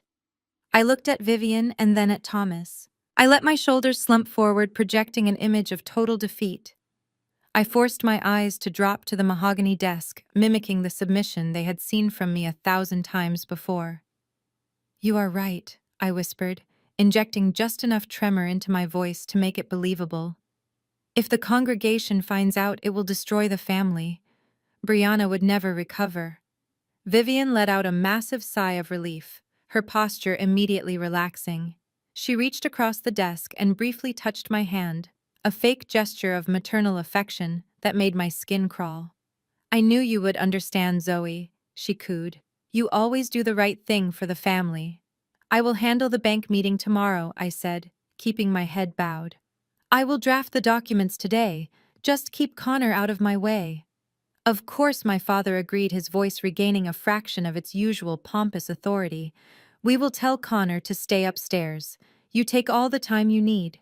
I turned and walked toward the study door. I unlocked the brass latch and pulled the heavy oak door open. I did not look back at them. They thought they had won. They thought the scapegoat had finally accepted her place in the dirt. They believed I was going to spend the next 24 hours forging my own death warrant to protect their precious reputation. They had no idea that I was not walking out of that study to build a defense. I was walking out to build a guillotine. They wanted to protect the illusion so badly that they were willing to destroy me. But I was the architect now, and I was going to make sure that tomorrow morning, in front of the entire church board, the illusion would shatter so violently that none of them would ever recover. I walked straight out of the house, got into my car, and picked up my phone to call Elijah. It was time to set the final trap. I reached for the door handle of my car, but before I could pull it open, the heavy front door of the house swung wide. Connor and Brianna stepped out onto the porch and walked down the brick steps toward the driveway. They must have been waiting in the living room, listening for the study door to open. Connor walked with a relaxed, confident swagger that made my skin crawl. Brianna trailed just behind him, wiping the remnants of her tears away and replacing them with a cautious, hopeful expression. They had clearly spoken to my mother. They knew the Reverend and his wife had just ordered me to fall on my sword. I paused with my hand on the car door and took a slow breath. I needed to play this perfectly. For 35 years, I had been the scapegoat, the emotional punching bag they relied on whenever things went wrong. If I suddenly displayed too much confidence, they would panic and try to lock me out of the financial systems before the bank meeting. So I closed my eyes, reached into the deepest, most painful memories of my childhood, and pulled out the exact version of the broken daughter they expected to see. I turned around to face them, letting my shoulders slump forward. I lowered my gaze to the pavement and forced a single tear to well up and spill over my eyelashes. Connor stopped a few feet away from me, shoving his hands into the pockets of his designer slacks. He looked me up and down, taking in my defeated posture. A wide, sickeningly smug smile spread across his face. "Your mother tells me we have reached an understanding," Connor said, his tone dripping with patronizing authority. She said you are going to draft the audit and handle the bank representatives tomorrow morning. I kept my eyes on the ground and nodded slowly. I will do it, I whispered, injecting a slight tremble into my voice. I will sign the retroactive audit. I will take the professional risk. I just need to go back to my hotel to use their secure business network. The federal tax portals require encrypted internet connections to submit CPA-certified documents, and the router in the house is not secure enough. Brianna let out a massive, exaggerated sigh of relief. She practically ran across the driveway and threw her arms around my neck, pulling me into a tight hug. The smell of her expensive floral perfume was suffocating. "Oh, Zoe. Thank you," she cried, squeezing me tightly. "I knew you would not let me go to federal prison. I knew you would do the right thing for our family. You are the best sister in the world." I stood perfectly rigid, enduring the physical contact. She was thanking me for protecting her while completely ignoring the fact that she was the one who had forged my name in the first place. She was thrilled that I was willing to sacrifice my entire career so she could continue living a lie. Connor stepped forward and placed a heavy hand on my shoulder, patting me exactly the way someone might pat an obedient dog. "Good girl, Zoe," he said, his voice thick with unearned triumph. "You are finally acting like a real sister. See, we are a team. Once you get this bank issue cleared up, I promise I will make it up to you. My startup is going to explode next quarter, and I will cut you in on the profits." I looked up at him through my fake tears. "I will have the paperwork ready for the board meeting tomorrow at 9, I said softly. "Perfect," Connor replied, giving my shoulder one last condescending squeeze. "We will see you at the church boardroom. Do not be late." I opened my car door, slid into the driver's seat, and started the engine. I did not look back at them as I backed out of the driveway. I kept the mask of the terrified, defeated sister perfectly in place until I turned the corner and the house was completely out of sight. The moment I was alone in the quiet cabin of my car, the tears instantly vanished. My posture straightened, and the trembling in my hands was replaced by an icy, absolute calm. The false submission had worked flawlessly. They were back in their house celebrating their victory, completely unaware that they had just handed me the keys to their destruction. I connected my phone to the Bluetooth system and dialed Elijah. He answered on the second ring. I told him everything. I did not hold back a single detail. I told him about the forged signature. I told him about the secret mortgages on Big Mama House and the church. I told him about the second family in South Carolina, the blonde mistress, and the two secret children funded entirely by my family money. And finally, I told him about my parents. I explained how they had stared at the undeniable proof of Connor crimes and actively chosen to sacrifice my freedom just to avoid the social embarrassment of a public divorce. When I finished speaking, the silence on the other end of the line was heavy and dangerous. Elijah did not offer empty sympathies. He did not tell me he was sorry they had hurt me. He was a ruthless corporate attorney, and he recognized that this was no longer a family dispute. It was a war. "What are your orders, Zoe?" he asked, his voice dark and completely focused. "I am not going into that boardroom tomorrow to present a defense," I told him, navigating the dark streets toward my downtown hotel. "I am not going to sit across from those bank representatives and argue about loan terms. I want to own the room. I want to own the debt." I parked my car in the hotel garage and walked him through the strategy. Connor had used a predatory commercial lender specializing in high-risk bridge loans. These kinds of secondary financial institutions operated entirely on liquidity. When a massive loan went into default, they did not actually want to go through the lengthy, expensive process of foreclosure. They wanted cash. They regularly sold off their toxic, distressed debt to third-party collection agencies or private investment firms for pennies on the dollar just to clear it off their books. "I am the chief executive officer of a highly profitable forensic accounting firm," I reminded Elijah as I rode the elevator up to my suite. "I have millions in liquid corporate capital sitting in our treasury account. I want you to wake up your senior partners right now. I want you to contact the commercial lender holding the paper on the church and my grandmother house. Offer them an immediate cash buyout for the entirety of the defaulted promissory notes. Elijah let out a low, appreciative laugh, the legal brilliance of the move instantly clicking in his mind. You do not just want to expose them, he said. You want to become their landlord. Exactly, I said, unlocking my hotel door and walking inside. I do not want them answering to a faceless bank tomorrow. I want them answering to me. We stayed on the phone for the next 8 hours. While the rest of Atlanta slept, my hotel room transformed into a corporate command center. Elijah dragged two of his firm top contract lawyers out of bed in Chicago. By 2 in the morning, they had tracked down the vice president of distressed assets for the commercial lender Connor had used. At first, the executive was hesitant to authorize a late-night portfolio transfer, but Elijah was relentless. He pointed out the massive liabilities attached to the loans, including the forged signatures, which would tie the bank up in federal litigation for years. He offered them a clean, immediate exit. At 4 in the morning, the lender agreed to the terms. I opened my secure banking portal and authorized a massive wire transfer from my corporate treasury directly into the lender escrow account. I paid a premium to expedite the assignment of the debt, but it was worth every single penny. The money cleared at exactly 5:30 in the morning. By 6 o'clock, the legal documents arrived in my encrypted inbox. I printed them out on the small business center printer in the hotel lobby. I held the warm, crisp pages in my hands, reading over the legal jargon with immense satisfaction. A formal deed of assignment.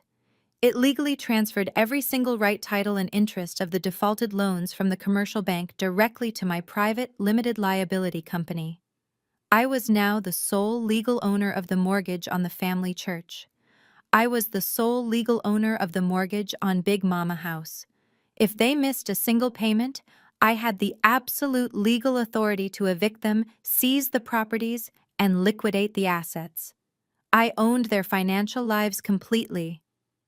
I went back up to my room and took a long, hot shower, washing away the scent of my childhood home.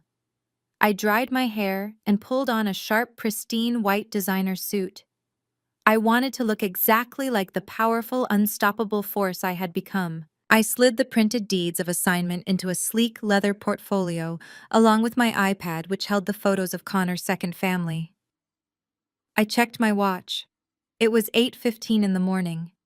My parents, Connor and Brianna, were probably getting dressed for the meeting, believing that their obedient scapegoat was about to walk into the church boardroom and save them from their own arrogance. They had no idea that the bank was no longer coming for them. I was. The drive to the church took less than 15 minutes. The parking lot was mostly empty except for the expensive cars belonging to the church board members and the sleek sedans of the bank representatives. I parked my rental vehicle, grabbed my leather portfolio, and walked through the heavy wooden doors of the sanctuary. The grand boardroom was located just down the hall from my father's private pastoral office. As I approached the room, I could hear the murmur of professional voices. I did not hesitate. I pushed the double doors open and stepped inside. The room was arranged for an execution.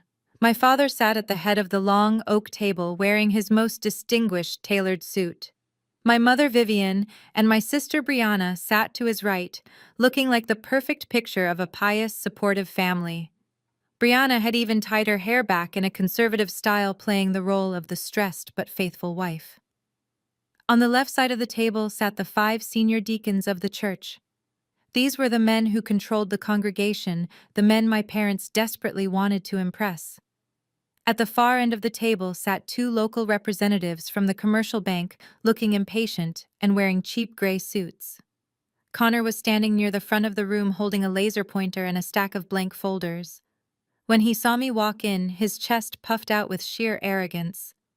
He actually shot me a condescending wink. "Thank you all for being here this morning," Connor said, his voice smooth and dripping with fake humility. "I know there has been some confusion regarding the church reserve funds and the secondary loans. As a venture capitalist, I move large amounts of capital daily, and unfortunately, our former family accountant made a severe, catastrophic error in the tax coding. A collective murmur went through the deacons. They looked at me with varying degrees of disappointment and pity. My mother bowed her head, pretending to look ashamed of my actions. But Connor continued, placing a hand over his heart. We are a family of faith. We believe in forgiveness. My sister-in-law Zoe has returned from Chicago to formally present the corrected audit and claim full professional responsibility for the missing capital. We are prepared to hand over her sworn confession to the bank representatives today to clear the church of any wrongdoing. He gestured toward the front of the room, treating me like a performing monkey. The bank representatives crossed their arms, waiting for my presentation. My father gave me a stern, authoritative nod, silently, commanding me to step up and destroy my own life. I walked to the front of the room. I did not carry a stack of papers. I did not look apologetic. I unzipped my leather portfolio, pulled out my iPad, and plugged the connection cable directly into the boardroom overhead projector. The massive screen behind me flickered to life. I am not here to present an audit, I said, my voice ringing out with absolute crystal clarity. I am here to show the board exactly why this church is in default. I tapped the screen. The projector displayed the high-resolution bank statements of Connor offshore accounts. The numbers were massive and highlighted in bright red. Last October, Connor authorized a wire transfer of $85,000 directly from the congregation tithing account, I announced, looking directly at the senior deacons. 2 months later, he drained another $120,000 from the building maintenance fund. He routed the money through 3 shell companies to a private account in the Cayman Islands. He is not a venture capitalist. He is a thief who used my father's pastoral authority to bleed this congregation dry. Total chaos erupted in the boardroom. The senior deacons gasped, pushing their chairs back and pointing at the screen. The bank representatives leaned forward, their eyes widening at the clear evidence of federal wire fraud. Connor's face turned the color of ash. He dropped his laser pointer and lunged toward the projector. "Turn that off!" he screamed, his voice cracking with panic. "She is lying. She hacked my system and manipulated the data because she is jealous of my success. Do not listen to her." I did not back down. I simply swiped my finger across the iPad screen. The offshore bank statements disappeared, replaced instantly by the photograph of Connor standing on the porch in South Carolina.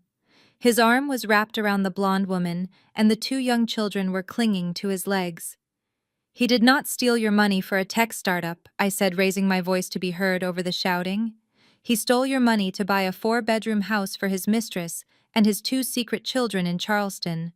I have the property deed, the birth certificates, and the bank ledgers, proving every single cent of church money went to fund his second family."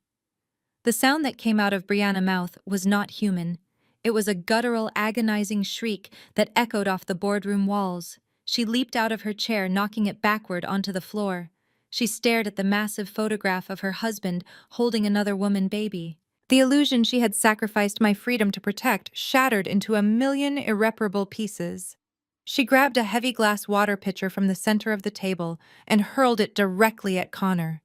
It missed his head and smashed against the wall, sending water and glass flying everywhere. My mother screamed, grabbing Brianna by the shoulders and trying to drag her out of the room. Vivian was not trying to comfort her daughter. She was frantically looking at the senior deacons, terrified of the public spectacle taking place in front of the church leadership. "Silence," my father bellowed, slamming both of his fists onto the oak table. He stood up, his face purple with rage, attempting to use his pastoral authority to regain control of the room. "Turn off that projector immediately, Zoe. This is a private family matter. We will handle this internally." I turned to look at the man who had ordered me to go to federal prison the night before. "You are not handling anything internally," I told him coldly. My father turned to the 2 bank representatives who were quickly packing their briefcases, clearly eager to distance themselves from the explosive fraud case. "Gentlemen, please," my father begged, his voice trembling. "Do not file the foreclosure paperwork today. We can restructure the debt. I will personally guarantee the repayment of the church loans. The bank representatives will not be filing any foreclosure paperwork today," I said, stepping away from the projector and opening my leather portfolio. The room suddenly fell quiet again. Even Brianna stopped screaming, sobbing violently into her hands instead. The bank representatives looked at me in confusion. I pulled the crisp printed documents from the portfolio and walked over to the bank agents. I handed them the paperwork. "You gentlemen can return to your local branch," I said smoothly. "If you check your corporate escrow accounts, you will see a massive wire transfer cleared at 5:30 this morning from my firm in Chicago. Your corporate vice president of distressed assets authorized the sale." The lead bank agent scanned the documents, his eyes darting across the legal seals and the signatures. He looked up at me completely stunned. "This is a legally binding deed of assignment," he muttered. "The parent company sold the debt." I turned to face my father, my mother Connor, and Brianna. They were staring at me completely paralyzed by the shifting power dynamic. "I bought the defaulted promissory notes," I announced, my voice echoing in the dead silence of the boardroom. "My private limited liability company is now the sole legal owner of the commercial loan attached to this church building. I also own the secondary balloon mortgage attached to Big Mama House." My father collapsed back into his chair as if he had been physically struck. Vivian covered her mouth, her eyes wide with a terror that went far beyond social embarrassment. Connor backed up against the wall, sliding down until he was practically sitting on the floor, staring at the undeniable proof of his ruined life. "You do not answer to the bank anymore," I told them, the absolute authority resting easily on my shoulders. "You answer to me. I am your landlord. I am your creditor. And my first official act as the owner of these properties is to issue an immediate notice of eviction. You have exactly 30 days to pack your things and vacate my buildings. If you leave a single piece of trash behind, I will have you forcibly removed by the county sheriff." I looked at the senior deacons, who were staring at me with a mixture of shock and profound respect. "The financial records are all on the secure server," I told them. "Hire an independent auditor to verify the theft and then call the police." I did not wait for a response. I closed my leather portfolio, picked up my iPad, and walked down the center aisle of the boardroom. I left them drowning in the ruins of their own making. I pushed the heavy double doors open and stepped out into the bright morning light, feeling the warmth of the sun on my face. The heavy chains of my past were permanently broken. I had not just survived the fire they built for me. I had emerged as the absolute owner of the ashes. I pushed the heavy double doors open, but my exit from the church was immediately blocked. Elijah stood in the carpeted hallway, his tall frame casting a long shadow across the polished floor. He was not alone. Standing right behind my brilliant fiancé were 3 federal investigators wearing dark windbreakers with the letters FBI printed in bold yellow across their backs. I stopped in my tracks and looked at Elijah. He smiled, handed me a cup of black coffee he had brought for me, and simply nodded. The trap we had set 48 hours ago in Chicago was finally snapping shut. I stepped aside, leaning against the hallway wall as the federal agent surged past me into the boardroom. The chaos that had just begun to settle inside erupted all over again, but this time it was completely out of my family control. I stood in the doorway sipping my coffee and watched the absolute destruction of Connor's carefully constructed facade. The lead agent called out Connor's full legal name, announcing in a booming voice that he was under federal arrest for multiple counts of wire fraud, bank fraud, and aggravated identity theft. Connor panicked. He tried to run toward the back exit of the boardroom, but an agent grabbed him by the collar of his expensive suit and slammed him violently against the heavy oak table. His hands were wrenched behind his back, and the sharp metallic click of heavy steel handcuffs echoed through the room. Connor begged my father to do something, to call a lawyer and use his influence in the community. But the great Reverend Thomas just shrank back into his leather chair, a broken coward, watching his golden son-in-law get dragged away.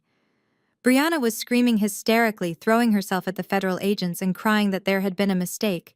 The lead agent simply warned her to back away before she was charged with obstruction of justice. Elijah placed his hand gently on the small of my back, guiding me away from the noise and out of the church entirely. We flew back to Chicago that afternoon and let the federal justice system do its job. The fallout was spectacular, swift, and completely merciless. Because Connor had used stolen money to fund his entire life, the government seized absolutely everything. The federal prosecutors froze his shell companies and confiscated his luxury cars. The designer clothes, the joint bank accounts, and the expensive jewelry he had bought for Brianna were all seized as evidence of his crimes. Brianna was left utterly penniless. Without the stolen funds to maintain her country club lifestyle, she was quickly exiled by her wealthy socialite friends who wanted nothing to do with a federal scandal. Even the secret house in South Carolina was seized, leaving Connor's blonde mistress and her children out on the street. He had successfully ruined every single life he touched. The scandal ripped through the Atlanta congregation like wildfire. The church deacons held an emergency meeting the very next morning.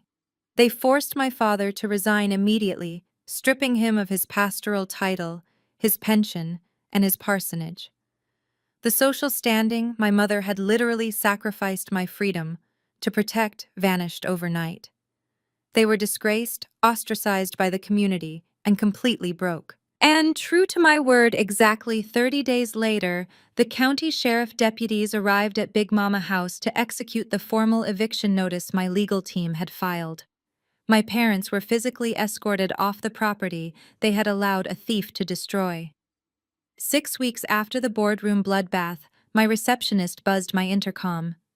Her voice sounded hesitant when she told me my parents were standing in the lobby of my Chicago firm, asking for a few minutes of my time. I did not feel a spike of anxiety. I told her to send them back to my corner office. When the heavy glass doors swung open, I barely recognized the two people walking toward my desk. The arrogant pastor and the haughty Southern belle were completely gone. Thomas looked 10 years older, his shoulders slumped and his cheap suit hanging loosely on his frame. Vivian was not wearing her usual designer clothes or her perfect makeup. They looked exhausted, humbled, and utterly defeated by the world. They sat down in the leather chairs across from my desk, and for the first time in my entire life, they actually begged. My mother cried genuine tears, apologizing for being blind and asking me to forgive them for everything they had done. She said they had absolutely nowhere to go. She confessed that Brianna was sleeping on a friend couch and they were living out of their old sedan. They played the family card one last time, hoping my guilt would finally kick in and I would welcome them into my penthouse. I did not feel guilty. I looked at them and felt absolutely nothing. I opened my desk drawer and pulled out a single manila envelope, sliding it across the glass surface toward them. My father opened it with trembling hands, pulling out a thick stack of papers. Inside was a 1-year lease for a tiny 2-bedroom apartment in a working-class neighborhood on the outskirts of Atlanta. The rent and the basic utilities were prepaid for exactly 12 months. I told them this was my final act of daughterly duty.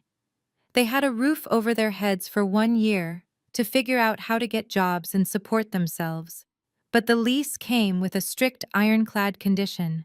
If they ever tried to contact me again, if they ever called my phone or showed up at my office, I would cancel the lease immediately and leave them on the street. They took the envelope without a single argument, completely stripped of their entitlement. They thanked me quietly, their voices thick with shame. I stood up, grabbed my tailored coat, and walked out of the office, leaving them sitting there in the silence of their new reality. Elijah was waiting for me by the elevators, holding my hand as we descended to the busy Chicago streets below. My sister had screamed at me to disappear, and my parents had demanded that I fold under their weight. But I did not disappear. I became the absolute architect of their reality.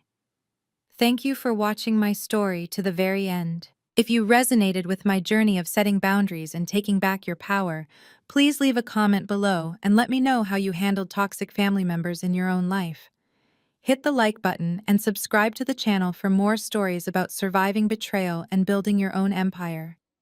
Remember that your worth is never defined by the people who failed to love you properly. Stay strong and keep building your beautiful life.